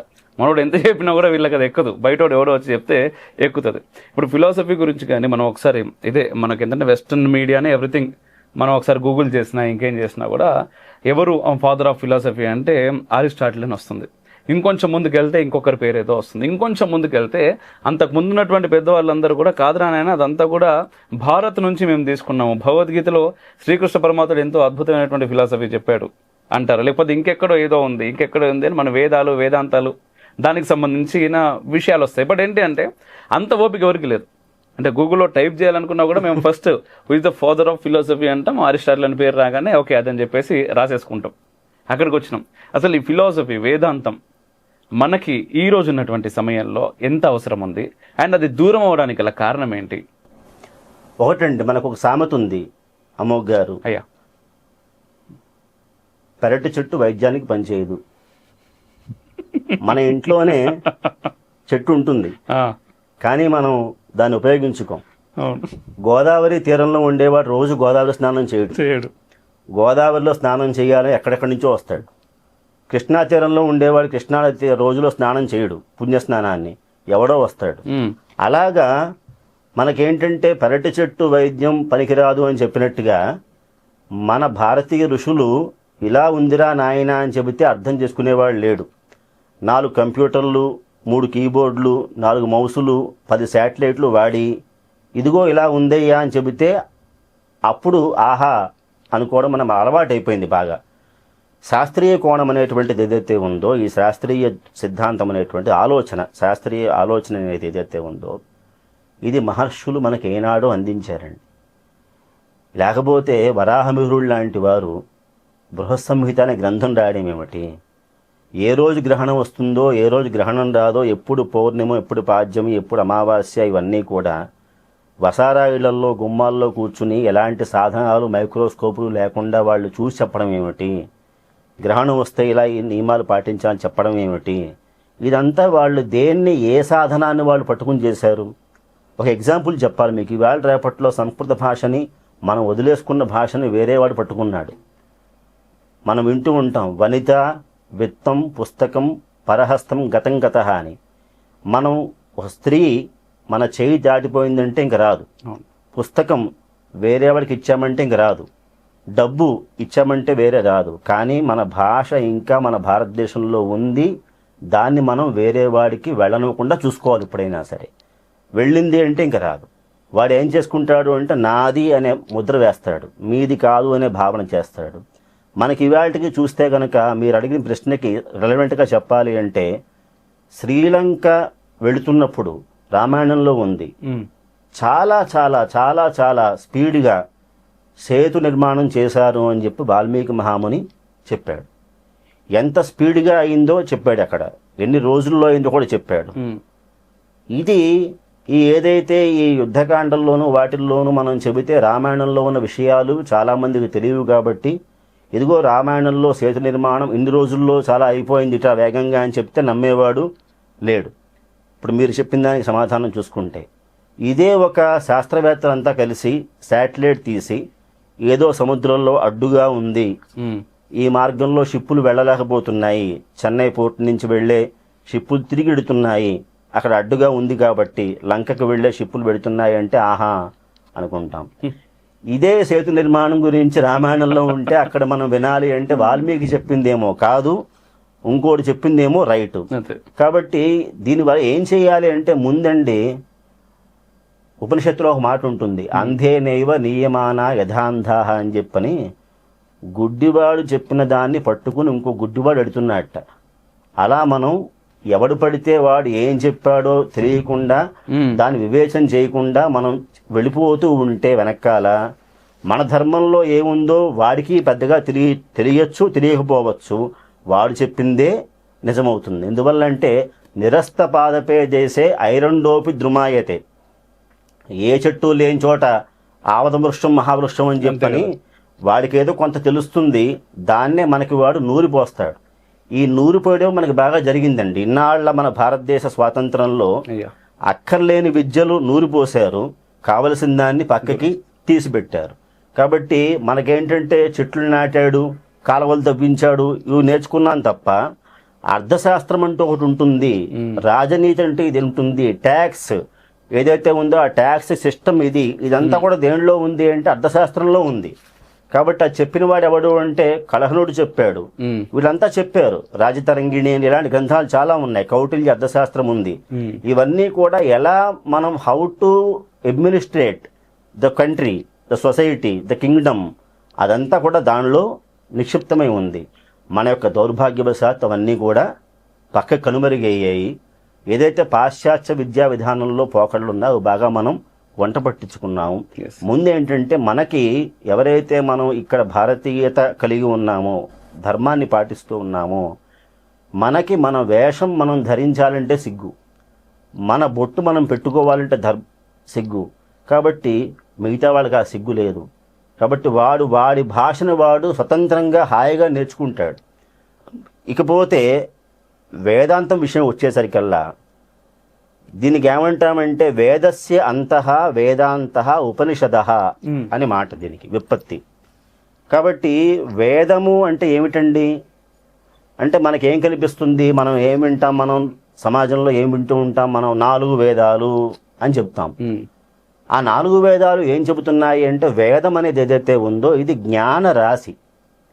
వేదంలో ఏముంది అంటే జ్ఞానం మాత్రమే ఉంది, జ్ఞానం కాకుండా ఇంకేం లేదు. అందువల్లనే వేదాంతం ఏం చెబుతుంది అంటే జ్ఞానేనైవతు కైవల్యం. కైవల్యం కావాలి అంటే, కైవల్యం అంటే మళ్ళీ రీబర్త్ తీసుకోవడం, మళ్ళీ రీడెత్ ఇవి లేని స్థితి. అది రావాలి అంటే దేనివల్ల వస్తుంది అంటే జ్ఞానం వల్ల వస్తుంది. ఆ జ్ఞానం వేదాల్లో ఉంది, ఏ విషయమైనా ఆ జ్ఞానం అక్కడే ఉంది. కాబట్టి అసలు ఈ వేదము అనే మాట ఎలా పుట్టింది అంటే విదజ్ఞానే అనే ధాతువు ఒకటి ఉందన్నమాట అండి. మనిషి పుట్టుకకి ఎలాగైతే పురుషుడి రేతస్సు స్త్రీ గర్భంలోకి దూరి అనేక రేతస్సులు అక్కడ లోపలికి వెళ్ళి అందులో ఆ రేతస్సుల్లో కొన్ని కోట్లు లక్షల్లో వెళ్ళి ఒకటి దాన్ని టచ్ అయితే గర్భాశయానికి ఎలాగైతే మీ జన్మ నా జన్మ వచ్చిందో అలాగ ధాతువు అంటే ఏమిటి అంటే పుట్టించేది. దాన్నే మనం పురుషుడికి రేతస్సు అని చెబుతాం మనం. అది స్త్రీ గర్భాన్ని చేరుతూ ఉంటుంది, అప్పుడు జన్మ వస్తుంది. అలాగా విద అనే జ్ఞానం, విద అనే ధాతువు నుంచి వేద అనే శబ్దం వచ్చింది. ఎప్పుడైనా చూడండి, అందువల్ల ఒక శ్లోకం చెప్పే పెద్దవాళ్ళు ఏం చెప్పారు అంటే వేద ప్రమాణం స్మృతయ ప్రమాణం ధర్మార్థయుక్తం వచనం ప్రమాణం యస్య ప్రమాణం నభవేత్ ప్రమాణం కస్తస్య కుర్యాత్ వచనం ప్రమాణం. ఈ శ్లోకం చెప్పారండి. ప్రమాణం అంటూ ఉన్నాం కదా. ప్రమాణం అంటే ఏమిటి అంటే దాన్నే మనం ఇంగ్లీష్లో ఏమంటున్నామంటే ప్రూఫ్ అంటున్నాం. కోర్టులో వెళ్ళినప్పుడు జడ్జి గారు ఏమంటారు అంటే అక్కడ ఒక చోట మర్డర్ అయ్యింది అని అనుకోండి, హత్య జరిగింది, దొంగతనం అయ్యింది, సాక్షిని ఏమడుగుతారండి, నువ్వు చూసావా? వాడికి ఏంటి అక్కడ, కంటితో చూసావా, ఎవరైనా చెప్పుకుంటుంటే విన్నావా, లేదంటే నువ్వు ఊహించావా? అంటే విజన్తో అయినా ప్రూఫ్ ఉండాలి, లేదు డాక్యుమెంటరీ ప్రూఫ్ అయినా ఉండాలి. ఇవేం లేకుండా తీర్పు అయినా ఇవ్వరు. అలాగా మనం ఏదైనా మన సిద్ధాంతాన్ని ఒకడు చెప్పాడు అంటే దానికి మనం అడగాల్సింది ఏమిటి అంటే ప్రూఫ్ ఏంటయ్యా అంటే దానికి ఏం చెప్పాలి మీరు, వేదా ప్రమాణం, వేదాలు ప్రమాణం. వేదాలు అనేవి మీరు నేను కూర్చుని రాసినవి కాదు. ఎందుకోసం, మీరు నేను రాస్తే ఏమవుతుందంటే తప్పులు వస్తాయి. డిటిపి వాడికి ఇవాళ రేపట్లో తెలుగు కూడా రాదు, కాబట్టి 36 తప్పులు వస్తాయి. కాబట్టి వేదాలు ప్రమాణం. ఎందువల్ల అవి అపౌరుషేయాలు కాబట్టి ఎవరు దాన్ని రాయలేదు కాబట్టి, గురువు ద్వారా వచ్చింది కాబట్టి. దానికి ఇంకో పేరు ఏమిటి, శృతి అని పేరు. విని నేర్చుకున్నారు ఒకప్పుడు, కాబట్టి ఇప్పటికి అలాగే నేర్చుకుంటున్నారు వేదాలన్నీ కూడా. కాబట్టి ఆ వేద ప్రమాణంగా ఉండాలి. స్మృతయ, పోనీ వేదాల దాకా నేను వెళ్ళను అనుకుంటే ఏం చెప్పాలి, స్మృతి.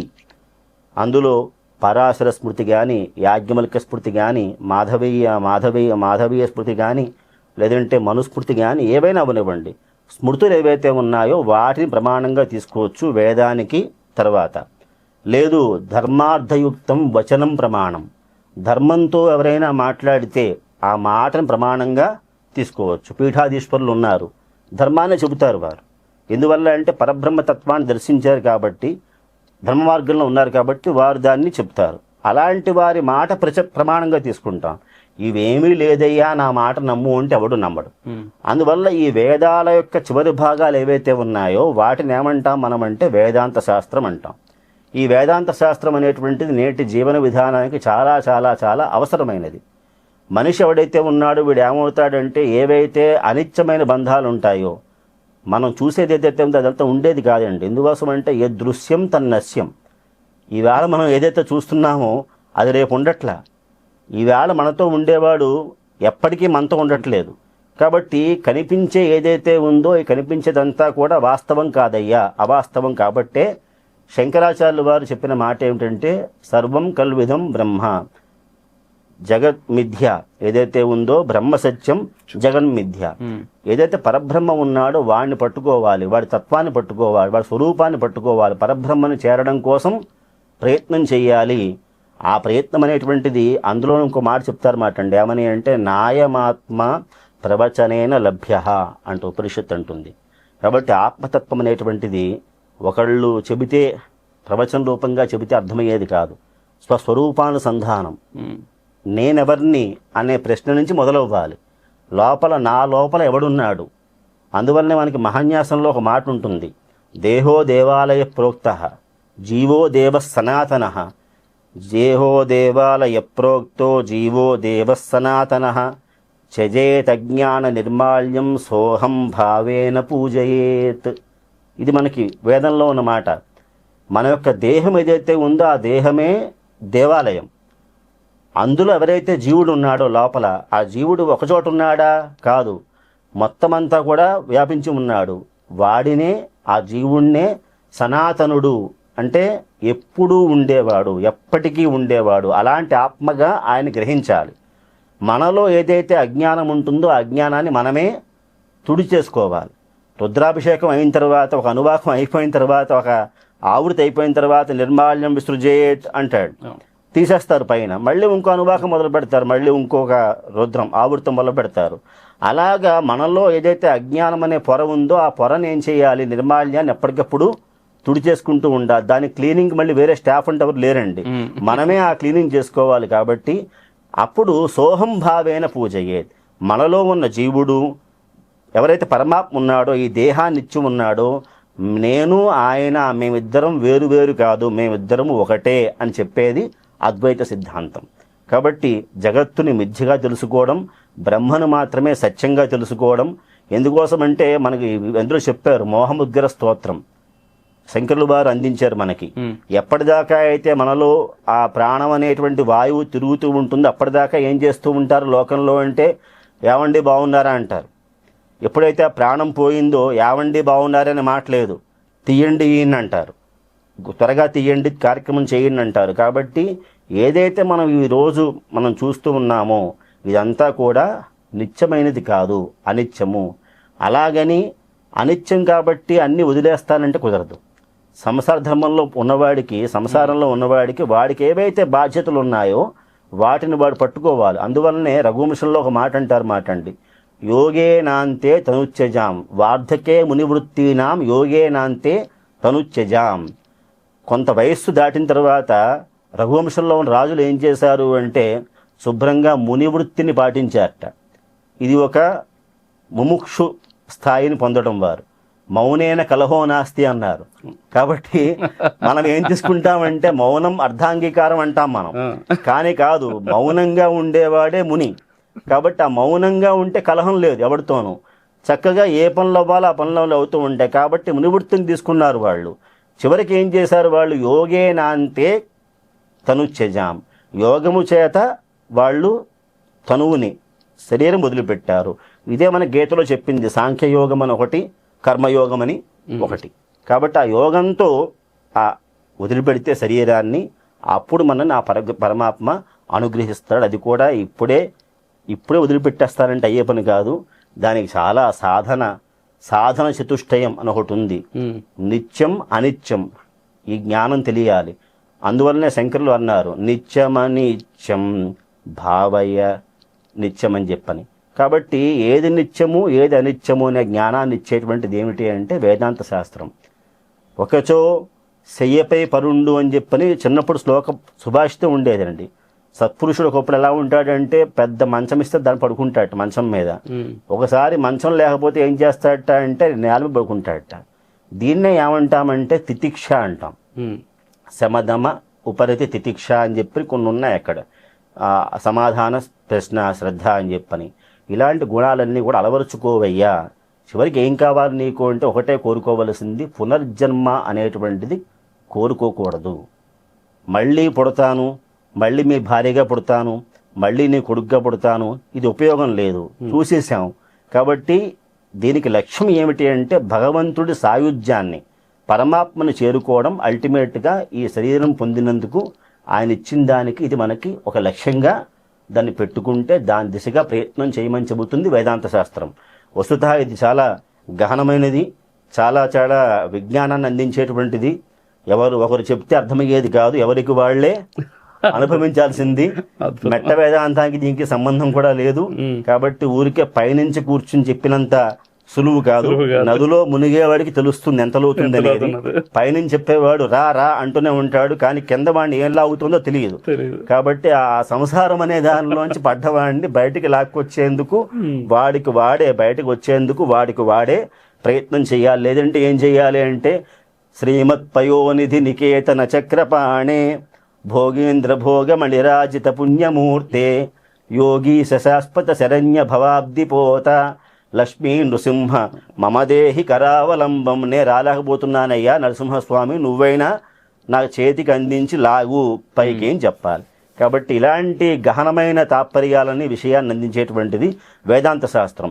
ఇది వేళ తెలియకనే మనం చాలా విషయాలని అనవసరపు విషయాల్లో వెళ్ళి పడ్డం, దానిలోంచి బయటికి రాలేకపోవడం, ఇరుక్కోవడం, దానిలోంచి కూరుకుపోవడం, ఇంకా బయటికి రాలేకపోవడం, సాంసారిక బంధాల్లో చాలా చాలా మనకేవైతే కావాలో వదిలిపెట్టేయడం, మనకేవైతే అక్కర్లేదు వాటిని పట్టుకోవడం, పట్టుకున్న వాటిని అక్కర్లేకుండా పట్టుకున్న వాటిని ఇది నాకు కావలసింది అనుకోవడం. కాబట్టి ఇలాంటి వాటి నుంచి బయటికి పడవయ్యా అని చెప్పేది ఏమిటి అంటే ఈ వేదాంత శాస్త్రం. అంటే తత్వాన్ని బోధపరిచేది. తత్వం బోధపడింది అయ్యేవాడికి అంటారు లోకంలో. ఆ తత్వాన్ని అంటే ఏది నిజము ఏది నిజం కానిది అనే విషయాన్ని చెప్పేది వేదాంత శాస్త్రం. అట్ ద సేమ్ టైం పరమాత్మను చేరేందుకు మార్గం చూపించేటువంటిది వేదాంత శాస్త్రం. బాగుందండి, చాలా బాగుంది, చాలా బాగుంది. ఇంత మీరు అన్నట్టుగా ధర్మ అర్థ కామ మోక్షాల్లో కొన్ని మాత్రమే అవసరం, ఆ కొన్నిటిని కూడా కొంత మట్టుకే. కొన్ని కామము అంటే దాంట్లో కామానికి పేరే అర్థమే మార్చేసి ఇది కామము అని ఫిక్స్ అయిపోయి ఇదే కావాలి అనుకునే స్థాయిలో ఉన్నాం ప్రస్తుతానికి. మారాలి, మార్పు రావాలి, మార్పు వస్తూ ఉంది. మీలాంటి మహనీయులు చాలా కృషి చేస్తున్నారు, జరగాలి. అయితే ఇక్కడ మనం సంస్కృతం గురించి మాట్లాడుకున్నాం ఒకటి, అది రెండవది వేదాంతం, దీని గురించి మాట్లాడడం. మూడవది ముఖ్యంగా మనపైన టార్గెట్ అంటే సనాతన ధర్మం పైన టార్గెట్ చేసే అంశం ఏంటి అంటే స్త్రీలకు సంబంధించి మీ పురాణాల్లో కావచ్చు, ఇతిహాసాల్లో కావచ్చు, రీసెంట్గా కూడా కొంతమంది ఏది రాముడు గురించి లక్ష్మణుడు గురించి మాట్లాడుతూ ఒక స్టేటస్ ఒకటి పెట్టారు ట్విట్టర్లో, ఎక్స్లో, ఇప్పుడు మారింది కదా అది. ఏంటి అంటే రాముడిని లక్ష్మణుడిని అసలు గొప్ప హస్బెండ్గా చిత్రీకరిస్తారు, అది శుద్ధ తప్పు అని ఇంగ్లీష్లో పెట్టారు ఆవిడ. స్త్రీలను కించపరిచారు, ఎక్కడ కూడా మీరు గౌరవం ఇవ్వలేదు అని మాట్లాడుతూ ఉంటారు. దీనిపైన మీరేం చెప్తారు? ఒకటండి, సూటిగా చెప్పాలంటే ఒక సుభాషితం ఉంది మనకి, పెద్దవాళ్ళు చెప్పింది. అజ్ఞః సుఖమారధ్యతే సుఖతరమారధ్యతే విశేషజ్ఞ జ్ఞానలవ దుర్విదగ్ధం బ్రహ్మాపి నరంజయతి. ఇప్పుడు ఈ మాట్లాడుతున్న వాళ్ళకి, ఎవరైతే మాట్లాడుతూ ఉన్నారో వీళ్ళకి సరిగ్గా ఇది అన్వయం అయ్యే శ్లోకం. అన్నీ తెలిసిన వాడికి కూర్చోబెట్టి చెప్పచ్చు, ఏమీ తెలియని వాడికి కూడా చెప్పాలంటే పని సులభం. చెప్తాను నేను కూర్చోబెట్టి. గురువు గారు నాకేమీ రాదన్నారు అనుకోండి, ఒరే రారా కూర్చో అని చెప్పని ఈ దగ్గర స్టార్ట్ చేసి చెప్పచ్చు, అది సుఖం నాకు. లేదు నాకు చాలా తెలుసండి అన్నారనుకోండి, నీకింత తెలుసు కాబట్టి ఇంకా నేను పైన చెబుతున్నాను రా అబ్బాయి అని చెప్పచ్చు. కానీ జ్ఞానలవ దుర్విదగ్ధం, వీడికి కొంత తెలుసు కొంత తెలియదు, వాడికి తెలిసిందే నిజం అనుకుంటాడు. ఇలాంటి వాడిని బ్రహ్మ కూడా మార్చలేడు. కాబట్టి వాడు ఎలాంటి వాడు అంటే స్వగృహే పూజ్యతే మూర్ఖ. ఇంట్లో ఉన్న మూర్ఖుణ్ణి ఎవరు పూజిస్తారండి? ఇంట్లో వాళ్ళే పూజిస్తారు. అందువల్ల వాడు ఏం చెప్పినా వెండు, మన మాటకి తలగ్గడు, వాడి పట్టిన కుందేలకి మూడే కాళ్ళు అనుకుంటాడు. వాడిని ఎవరు గౌరవిస్తారు? వాడి ఇంట్లో వాళ్ళు గౌరవించుకోవాలి, సమాజంలో గౌరవం కాదు. ఇకపోతే స్త్రీ గురించి, రాముడి గురించి, కృష్ణుడి గురించి మనం మాట్లాడుతాము అంటే ముందు అసలు మనకి రామతత్వం బోధపడితే, కృష్ణతత్వం బోధపడితే, సీతమ్మ వారి మహాత్మ్యం తెలిస్తే ఈ మాట నోట్లోంచి రాదు. మనం ఇవన్నీ తెలుసుకోకుండానే మనం ఏమిటంటే దేనికి ఉన్నాము అంటే ఊరికి విమర్శ చేయడం కోసం మాత్రమే ఉన్నాం. దీనికి ఒక చిన్న సన్నివేశం ఉదాహరణ తీసుకుంటే మనకి ఉత్తర రామచరితం అని ఒక కావ్యం ఉంది. దానిలో ఒక చిన్న సన్నివేశాన్ని చెప్పారు భవభూతి. ఏమిటి అంటే ఋష్యశృంగ మహాముని, అదే అష్టావక్రుడు, ఋష్యశృంగుడు, వీళ్ళిద్దరు కూడా. ఈ అష్టావక్రుడనే ఆయన మహర్షి, ఋష్యశృంగుడనే ఆయన దశరథుడికి అల్లుడు వరస అవుతాడు కాబట్టి, శాంతాదేవి భర్త కాబట్టి. ఆయన తపస్సు చేయడం, ఆయన యజ్ఞం చేస్తూ ఉంటే అందరూ వెడతారు అక్కడికి. అప్పటికి దశరథ మహారాజు కాలం చేసేస్తారు. కేవలం కైకేయి వీళ్ళంతా వెళ్ళారు అక్కడికి. వెళితే కొంతకాలం పోయాక అక్కడి నుంచి ఒక మహర్షి వచ్చేటండి. ఆయన పేరు ఏమిటి అంటే అష్టావక్రుడు. సీతమ్మ వారు ఆయనతో, రాములు వారు ఆయనతో మాట్లాడారు. అప్పుడు ఆయన మాట అంటాడు, నాకు వశిష్ఠులు లాంటి వాళ్ళు పెద్దవాళ్ళు నాకేమైనా ఉపదేశం చేశారా అని అడుగుతాడు రాముడు వచ్చిన మహర్షిని. అంటే చెప్పారయ్యా. ఏం చెప్పారు అంటే, త్వం బాలః నవంచ రాజ్యం అంటాడు మాట. నువ్వు పిల్లాడివిట, రాజ్యం కొత్తట, కాబట్టి నువ్వు ఎంత బాగా పరిపాలన చేస్తూ ఉన్నా, ఎలాగైతే వర్షం కురుస్తోందని చెప్పిన మేఘాలు సైలెంట్గా ఉండకుండా ఎలాగైతే ఉరుముతూ ఉంటాయో, రాముడు రూల్ చేస్తున్నాడు కాబట్టి మేము విమర్శలు చెయ్యం అని ఎవడు లేడు, వాళ్ళు కూడా చేస్తూ ఉంటారు. నువ్వు ఎంత గొప్ప పాలన చేసినా సరే రామరాజ్యంలో కూడా రాముడిని తప్పుపట్టేవాళ్ళు ఉంటారయ్యా, కాబట్టి జాగ్రత్తగా పరిపాలన చెయ్యి అని చెప్పారు. స్త్రీకి విలువ ఇవ్వకపోవడం ఏంటంటే ఎవరు చెప్పారు? స్త్రీకి ఇచ్చిందే విలువ. అంటే విలువతో ఉన్నదే భారతీయ స్త్రీ, ఇంకెవరూ కాదు. పాశ్చాత్య స్త్రీలని మనం పక్కకు పెడితే కాసేపు, విదేశీయుల్ని, ఇవాళ రేపట్లో వాళ్ళు కూడా మన స్త్రీమూర్తులను చూసే అరుణాచలం వచ్చి కూర్చుని జపం చేసుకుంటున్నారు, తపస్సు చేసుకుంటున్నారు, వారిలా కట్టు బొట్టు నేర్చుకుంటున్నారు, కృష్ణనామ సంకీర్తన చేసుకుంటున్నారు చాలామంది, చక్కగా గోపి తిలకం అంతా పెట్టుకుని. కాబట్టి విలువలతో ఉండేది భారతీయ స్త్రీ. ఒక విషయం చెప్పాలంటే భారత మాత అంటాం తప్ప భారత తండ్రి అనం. చెప్పాలంటే అంటే మన జీవితంలో ప్రతి వస్తువులో కూడా మనం దేన్ని చూస్తాము అంటే తల్లినే చూస్తాం. గంగమ్మ, తులసమ్మ, అన్నీ అమ్మ అమ్మ అంటూ ఉంటాం. అలా అన్నవాళ్ళు భారతీయులు, అలా అనండి అని చెప్పిన వాళ్ళు భారతీయులు. కాబట్టి ఇక్కడ చూసుకుంటే మనకి రాముణ్ణి మనం ఏం చెబుతామంటే మర్యాద పురుషోత్తముడు అని చెబుతాం ప్రతి చోట కూడా. వేద వేదాంత వేద్యాయ మేఘశ్యామలమూర్తయే పుంసాం మోహన రూపాయ పుణ్యశ్లోకాయ మంగళం రామాయ రామభద్రాయ రామచంద్రాయ వేధసే రఘునాథాయ నాథాయ సీతాయ పతయే నమః. ఇన్ని చెప్పాం రాముడి గురించి. కానీ రామాయణం అంతా చెప్పాక అక్కడ చివరిలో ఏమన్నారంటే కావ్యం రామాయణం కృష్ణం సీతాయా చరిత్రం మహత్ అన్నారు తప్ప రామస్య చరిత్రం మహత్ అని చెప్పల. ఎవరి చరిత్ర గొప్పది అన్నారు అంటే సీత చరిత్ర గొప్పది అన్నారు. అలాంటి సీత అంటే సీత నుంచి, సావిత్రి నుంచి, అనసూయ దగ్గర నుంచి, చివరికి రావణాసురుడి భార్య అయిన మందోదరి దగ్గర నుంచి కూడా పాతివ్రత్యాన్ని పాటించి స్త్రీ అంటే ఇలా ఉండాలని చెప్పినవారు ఇలాంటి స్త్రీమూర్తులు. అందువల్లనే మనం ఏం చెబుతామంటే ఎత్ర నార్యస్తు పూజ్యంతే రమంతే తత్ర దేవతాః. అసలు ముందు ఏం చెయ్యాలంటే ఎవరైతే ఈ స్త్రీమూర్తుల్ని గౌరవించడం చేయకుండా రాముణ్ణో లేదా లక్ష్మణున్నో వాళ్ళల్లాగా వాళ్ళని విమర్శలు చేస్తూ ఉన్నారో, ముందు వాళ్ళల్లాగా ఎవరైతే మాట్లాడుతూ ఉన్నారో వాడు కనీసం రాముడిలాగా ఒక్కరోజు బతకగలిగితే వాడి జన్మధన్యం. అలా ఉండి అప్పుడు వాడు ఎవరినైనా విమర్శ చేయొచ్చు. శ్రీకృష్ణుణ్ణి ఎంతమంది గోపికలతో ఉన్నాడు అనే మాట ఓ అంటూ ఉంటారు. ఆయనకున్న శరీరం దివ్య శరీరం అండి. దానికి జాబాలి మహర్షి ఒక ఆయన ఉన్నారు. ఆయన ఒకే సమయంలో కొన్ని వందల చోట్ల ఉండగలడు. అది వారికి ఉన్న యోగసిద్ధి వల్ల వచ్చినటువంటి మహాత్మ్యం. అది మనం ఈవేళ ఇక్కడ ఉంటే పక్క వీధిలో ఉండలేం మనం ఒకే సమయానికి. కృష్ణుడు ఒకే సమయానికి ఒకే టైంలో ఒకే రోజులో అంతమంది ఇళ్లలో ఉన్నాడు అంటే కారణం ఏమిటి అంటే ఆయనది దివ్య శరీరము, యోగ శరీరం. కాబట్టి దేవతలకి దివ్య శరీరం ఉంటుంది, అది మనలాంటి శరీరం కాదు. కాబట్టి మనదేముందండి, ఇది నస్వరం, గట్టిగా మహాడితే 40-50 వస్తే బీపీ షుగరు. కాబట్టి అవన్నీ లేని శరీరాలు అవి, దివ్యత్వాన్ని పొంది ఉన్నవి. ఇకపోతే ఆ స్త్రీ గురించి ఏం చెప్పాలంటే, ఇంకా చెప్పాలంటే మీకు స్త్రీ ప్రశంసాధ్యాయం అని కూడా ఒకటి ఉంది మహాభారతం. స్మృతుల్లో కూడా ఉన్నాయి, ధర్మశాస్త్రాల్లో కూడా స్త్రీ ప్రశంస అనే అధ్యాయాలు ఉన్నాయి. అసలు ముందు ఏం చేయాలంటే వీళ్ళకి ప్రతి చోట కూడా మన అమ్మవారి రూపాన్ని తీసుకుంటే, యాదేవి సర్వభూతేషు మాతృరూపేణ సంస్థిత నమస్తస్యై నమస్తస్యై నమస్తస్యై నమో నమః. యాదేవి సర్వభూతేషు విద్యారూపేణ సంస్థిత నమస్తస్యై అని చెప్పి అమ్మవారి రూపంలో ప్రతి ప్రాణిలోను ప్రతి వస్తువులోను అమ్మవారిని, స్త్రీమూర్తిని శక్తిగా, విద్యగా, లక్ష్మిగా ఎన్ని రకాలుగా కీర్తించారు. కాబట్టి ఎక్కడా కూడా భారతీయ సంప్రదాయంలో స్త్రీమూర్తికి గౌరవం ఇవ్వకపోవడం అనే మాట లేదు.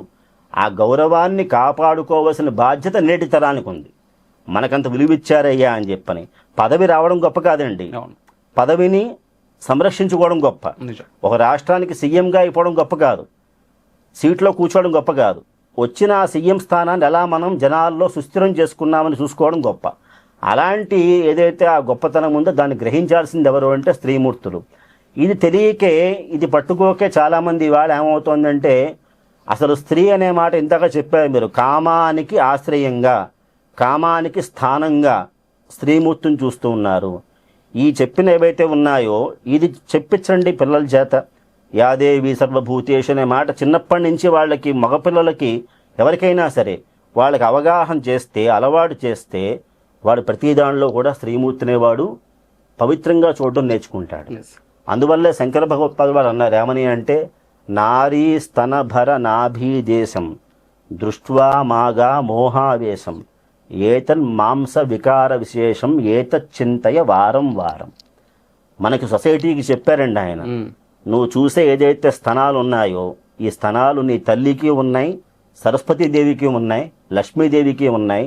ఆ స్తనాలే మగవాడికైనా ఆడదానికైనా ఎవరికైనా సరే పాలు ఇచ్చి ఆహారం ఇచ్చి పెంచాయి. ఆ దృష్టి వాళ్ళలో రావాలి అంటే ఎప్పుడు వస్తుందండి మీకు అది? సంస్కృత జ్ఞానం, సంస్కృతి జ్ఞానం వల్ల వస్తుంది. అద్భుతం. కాబట్టి ఆ ఏదైతే ఉందో నారీ స్తనభర నాభి దేశం, వీటిని చూసి వాడు వ్యామోహాన్ని, కామాన్ని పొంది, అంటే కామాన్ని పొందకూడదా అంటే పొందాలి. ఎలాగా? అది ధర్మబద్ధమై ఉండాలి. కాబట్టి మనది కానప్పుడు, పక్కదాన్ని చూసినప్పుడు, పక్క వ్యక్తిని చూసినప్పుడు ఆ మూర్తిలో ఎవరు రావాలి మనకి అంటే స్మరణకి? మన తల్లి రావాలి, మన అక్క రావాలి, మన చెల్లి రావాలి. అంటే మనలో ఒక సంస్కారం అనేది అది బిల్డప్ అవ్వాలి అంటే మన గ్రంథాలు అధ్యయనాన్ని చెయ్యాలి. ఆ చేయడం కూడా అసలు స్త్రీ గురించి ఏం చెప్పారు అనేది పైపైన చూడకుండా. ఎందుకోసం అంటే మీకు భారతీయ గ్రంథాల్లో అంతర్లీనంగా ఉంటుంది నీతి అనేది. పైన కనిపించే కథ వేరు, అదే అంతర్లీనంగా సూక్ష్మం ఉంటుంది, దాన్ని పట్టుకోవాలండి. మీకు జ్వరం వస్తే టాబ్లెట్ వేసుకుంటే కనిపించదు మెడికల్, లోపల మెడిసిన్ ఏముందనేది. పైన ఏం చేస్తాడు అంటే చిన్న పూత పోస్తాడు, నిజమైన మెడిసిన్ లోపల ఉంటుంది, అది పనిచేస్తుంది లోపలికి వెళ్ళి. అలాగా గ్రంథాలని మామూలుగా నిశితంగా పట్టుకుని లోపల ఏముంది, దీన్నే ఏమంటాం మనం అంటే రీసెర్చ్ అంటాం, గవేషణం అంటాం. కాబట్టి దాంతో ఎప్పుడైతే మనం గ్రహిస్తామో గ్రంథాన్ని, అప్పుడు దానిలో ఉన్న మర్మం, తత్వం బోధపడుతుంది, స్త్రీ తత్వం బోధపడుతుంది. అప్పటిదాకా ఇది రావాల్సిన మార్పు, చేసుకోవాల్సిన సంకల్పం. చాలా బాగుందండి. చివరిగా ఒక ప్రశ్న. ఇంతకుముందు మనం మాట్లాడుతున్నప్పుడు మీరు సున్నాల పన్నం గురించి చెప్పారు నాకు. అది ఖచ్చితంగా చాలా మందికి తెలియాల్సినటువంటి విషయం. ఒకసారి దాని గురించి. వేదం అనేది ఏదైతే ఉందోనండి, ఈ వేదంలో చాలా విషయాలు, శబ్దజాలంలో ఒకటి కాదు. ఋగ్వేదం ఏదైతే ఉందో, ఋగ్వేదం ఏం చేస్తోంది అంటే, మీరు ఇందాక అన్నారు పర్పస్ ఆఫ్ ఋగ్వేద తీసుకుంటే ఏమవుతుంది మీకు అంటే, రుక్ అంటే ఏమిటి అంటే స్తుతి. రుక్ అంటే స్తుతి. దేవతల్ని మనం ఎలా ప్రసన్నం చేసుకోవాలి అంటే స్తుతి ద్వారా ప్రసన్నం చేసుకోవాలి. ఒక పెద్ద వ్యక్తి ఉన్నాడు, వాడి చేత పని అవ్వాలి, వాడి ద్వారా పని అవ్వాలి అంటే అతని ద్వారా పని అవ్వాలన్నప్పుడు ఏం చేయాలండి? నువ్వు అంతటోడివిరోయ్, నువ్వు ఇంతటోడివిరోయ్, నువ్వు తప్ప ఈ పని ఏం చేయలేరు, ఇంకెవరు చేయలేరురా నాయన అన్నట్టుగా వాడిని మనం ఏం చేస్తాం? ప్రైజ్ చేస్తాం. అలాగా దేవతా అనుగ్రహం పొందాలి అంటే వరుణుణ్ణి కానీ ఇంద్రుణ్ణి కానీ ఎవరినైనా సరే అయ్యా నీ వైభవం ఇది అని వారిని స్తుతిస్తాం మనం. తద్వారా వారు అనుగ్రహాన్ని అందిస్తారు. ఇది ఋగ్వేద సారం. ఇది ఋక్ అంటే స్తుతి. యజుర్వేదం అంటే ఏమిటి మీకు అంటే వేదానాం యజుశిరః అని చెప్తాం. కాబట్టి వేదాల్లో యజుర్వేదం శిరోస్థానం.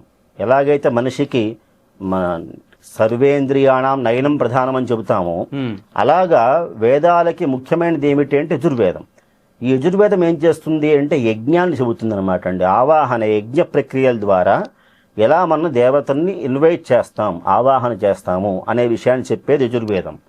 సామం ఏం చేస్తుంది అంటే గీతం, హం, దానిలో స్వరాలు ఉంటాయి, ఉదాత్త అనుదాత్తాలు, ఇవన్నీ కూడా హా హూ హా అని చెప్పిన స్వరంతో చెప్తారు ఆయన. ఈ మూడు ఏం చేస్తాయి అంటే దేవతలని ప్రసన్నం చేసుకోవడం కోసం పనికొచ్చేటువంటి సాధనాలు. ఇందులో చిన్నపిల్లలకి ఏదైతే ఉందో వారికి మానసికంగా దృఢత్వం ఉండదు. కాబట్టి పెద్దవాళ్ళు ఏం చేశారు అంటే మనకి తెలుసు, మీ చిన్నప్పుడో నా చిన్నప్పుడో కూడా ప్రతి చిన్న విషయానికి డాక్టర్ని ఆశ్రయించేవారు కాదు. ఇంటి చుట్టూ పాములు తిరుగుతున్నాయి అనుకోండి, చిన్న ఉపాయం చేసేవారు అంతే. ఊర్లో ఎవరో పాములు మంత్రం ఎవరో చెప్పేవారు ఉండేవారు, వారు కలిసేవారు, ఏదో ఇసుక మంత్రం ఇచ్చేవారు, అక్కడ చల్లేవారు, పాము వస్తుందని భయం పోయేది. అలాగా తేలు కుట్టింది అంటే వైద్యానికి ఒకప్పుడు వైద్య శాస్త్రం అందుబాటులో రానప్పుడు, కాబట్టి ఆధునిక వైద్యం రానప్పుడు, కాబట్టి ఆ రానప్పుడు తేలు మంత్రం వేసేవారు, జర్రి మంత్రం వేసేవారు. అలా ఇప్పుడు చిన్నపిల్లలకి వారికి ఏమిటి అంటే స్వప్నం అంటే ఏమిటి అంటే మనం ఏవైతే పొద్దున్నుంచి మనం చూస్తూ ఉంటామో, ఎప్పుడో చూసుంటామో అవన్నీ మళ్ళా రీకలెక్ట్ అనుభవంలోకి రావడమే స్వప్నం. ఇవాళ చూసింది ఇవాళే కళ్ళలోకి వస్తుందని లేదు, ఎప్పుడో చూసింది ఇవాళ కళ్ళలోకి రావచ్చు. దీని ఏమంటారు అంటే బాలారిష్ట దోషాలు. ఈ బాలగ్రహం ఏవైతే ఉంటాయో వాడికి మళ్ళీ గ్రహాల్లో మళ్ళీ బాలగ్రహాలు లాంటివి ఏవో చెప్తారు వాడు పెద్దవాడు. కాబట్టి ఆ బాలారిష్టాలు, ఆ దుస్వప్నాలు పోగొట్టడం కోసం ఏం చేస్తారు అంటే ఈ సున్నాల పన్నం అని ఒక వేదంలో ఒక భాగం యజుర్వేదంలో ఉంది. దీన్ని వినిపిస్తే ఆ పిల్లలు ఆ భయం నుంచి విముక్తులవుతారు అని చెప్పి. ఇప్పటికీ కూడా చాలా విషయాలు, కొన్ని మొండి రోగాలకి వేదమంత్రాలు ఉన్నాయి. కొన్ని మొండి రోగాలకి వేదమంత్రాల ద్వారా, ఆ ఉపాసన ద్వారా ఆ రోగాన్ని తగ్గించుకున్న వాళ్ళు ఉన్నారు. కాబట్టి మనకు ప్రత్యక్షంగా ఉన్నవాడు ఆరోగ్యం భాస్కరాదిచ్చేత్. ఆరోగ్యం ఎవరు ఇవ్వాలి అంటే సాక్షాత్తుగా ప్రత్యక్ష సూర్యనారాయణమూర్తి. విటమిన్ డి కోసం ప్రయత్నం చేయండి అని చెప్తారు డాక్టర్లు. ఆ లేలేత కిరణాలు ఏవైతే ఉన్నాయో అవన్నీ ఎక్కడి నుంచి వస్తున్నాయి అంటే సూర్యుడిలోంచే వస్తున్నాయి. ఆ సూర్యుడు ఎక్కడున్నాడు అంటే అరుణం చెబుతోంది. అరుణం సూక్తం ఉంది. అందులో మొత్తం ఉన్నదంతా ఏమిటి అంటే సూర్యోపాసన, సూర్య విధానము, సూర్యారాధన ప్రక్రియలు, సూర్య వైభవం, ఇవన్నీ దానిలోనే ఉన్నాయి. కాబట్టి వేదం అనేటువంటిది ఏదైతే ఉందో అది సున్నాల పన్నమైన.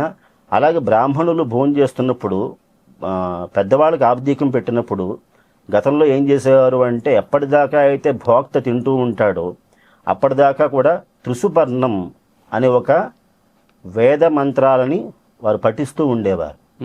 త్రిసుపర్ణం అయాచితం బ్రాహ్మణాయ దద్యాత్ అని చెప్పని ఆ పర్ణాల్లో వస్తాయి.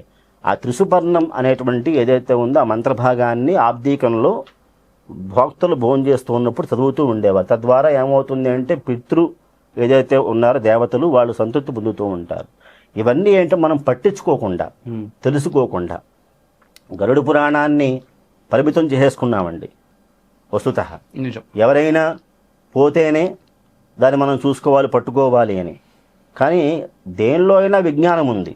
కాబట్టి ఆ గరుడ పురాణంలో ఏం చెప్పారు, ఆ శరీరాన్ని వదిలిపెట్టిన తర్వాత అది వెళ్ళే స్థితులు ఏమిటి, ఏ గతులు పొందుతోంది, దానికి కింద ఇవి ఉన్నవాడు కొడుకునేవాడు ఏం చేయాలి, తృప్తి ఎలా చేయాలి వాడు, ఇదంతా చెప్పిన శాస్త్రం అది.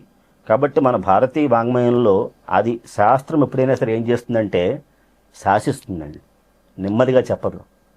కావ్యం అనే దాన్ని దేంతో పోలుస్తామంటే కన్య, కావ్య కన్య చక్కగా మెల్లగా చెబుతుంది.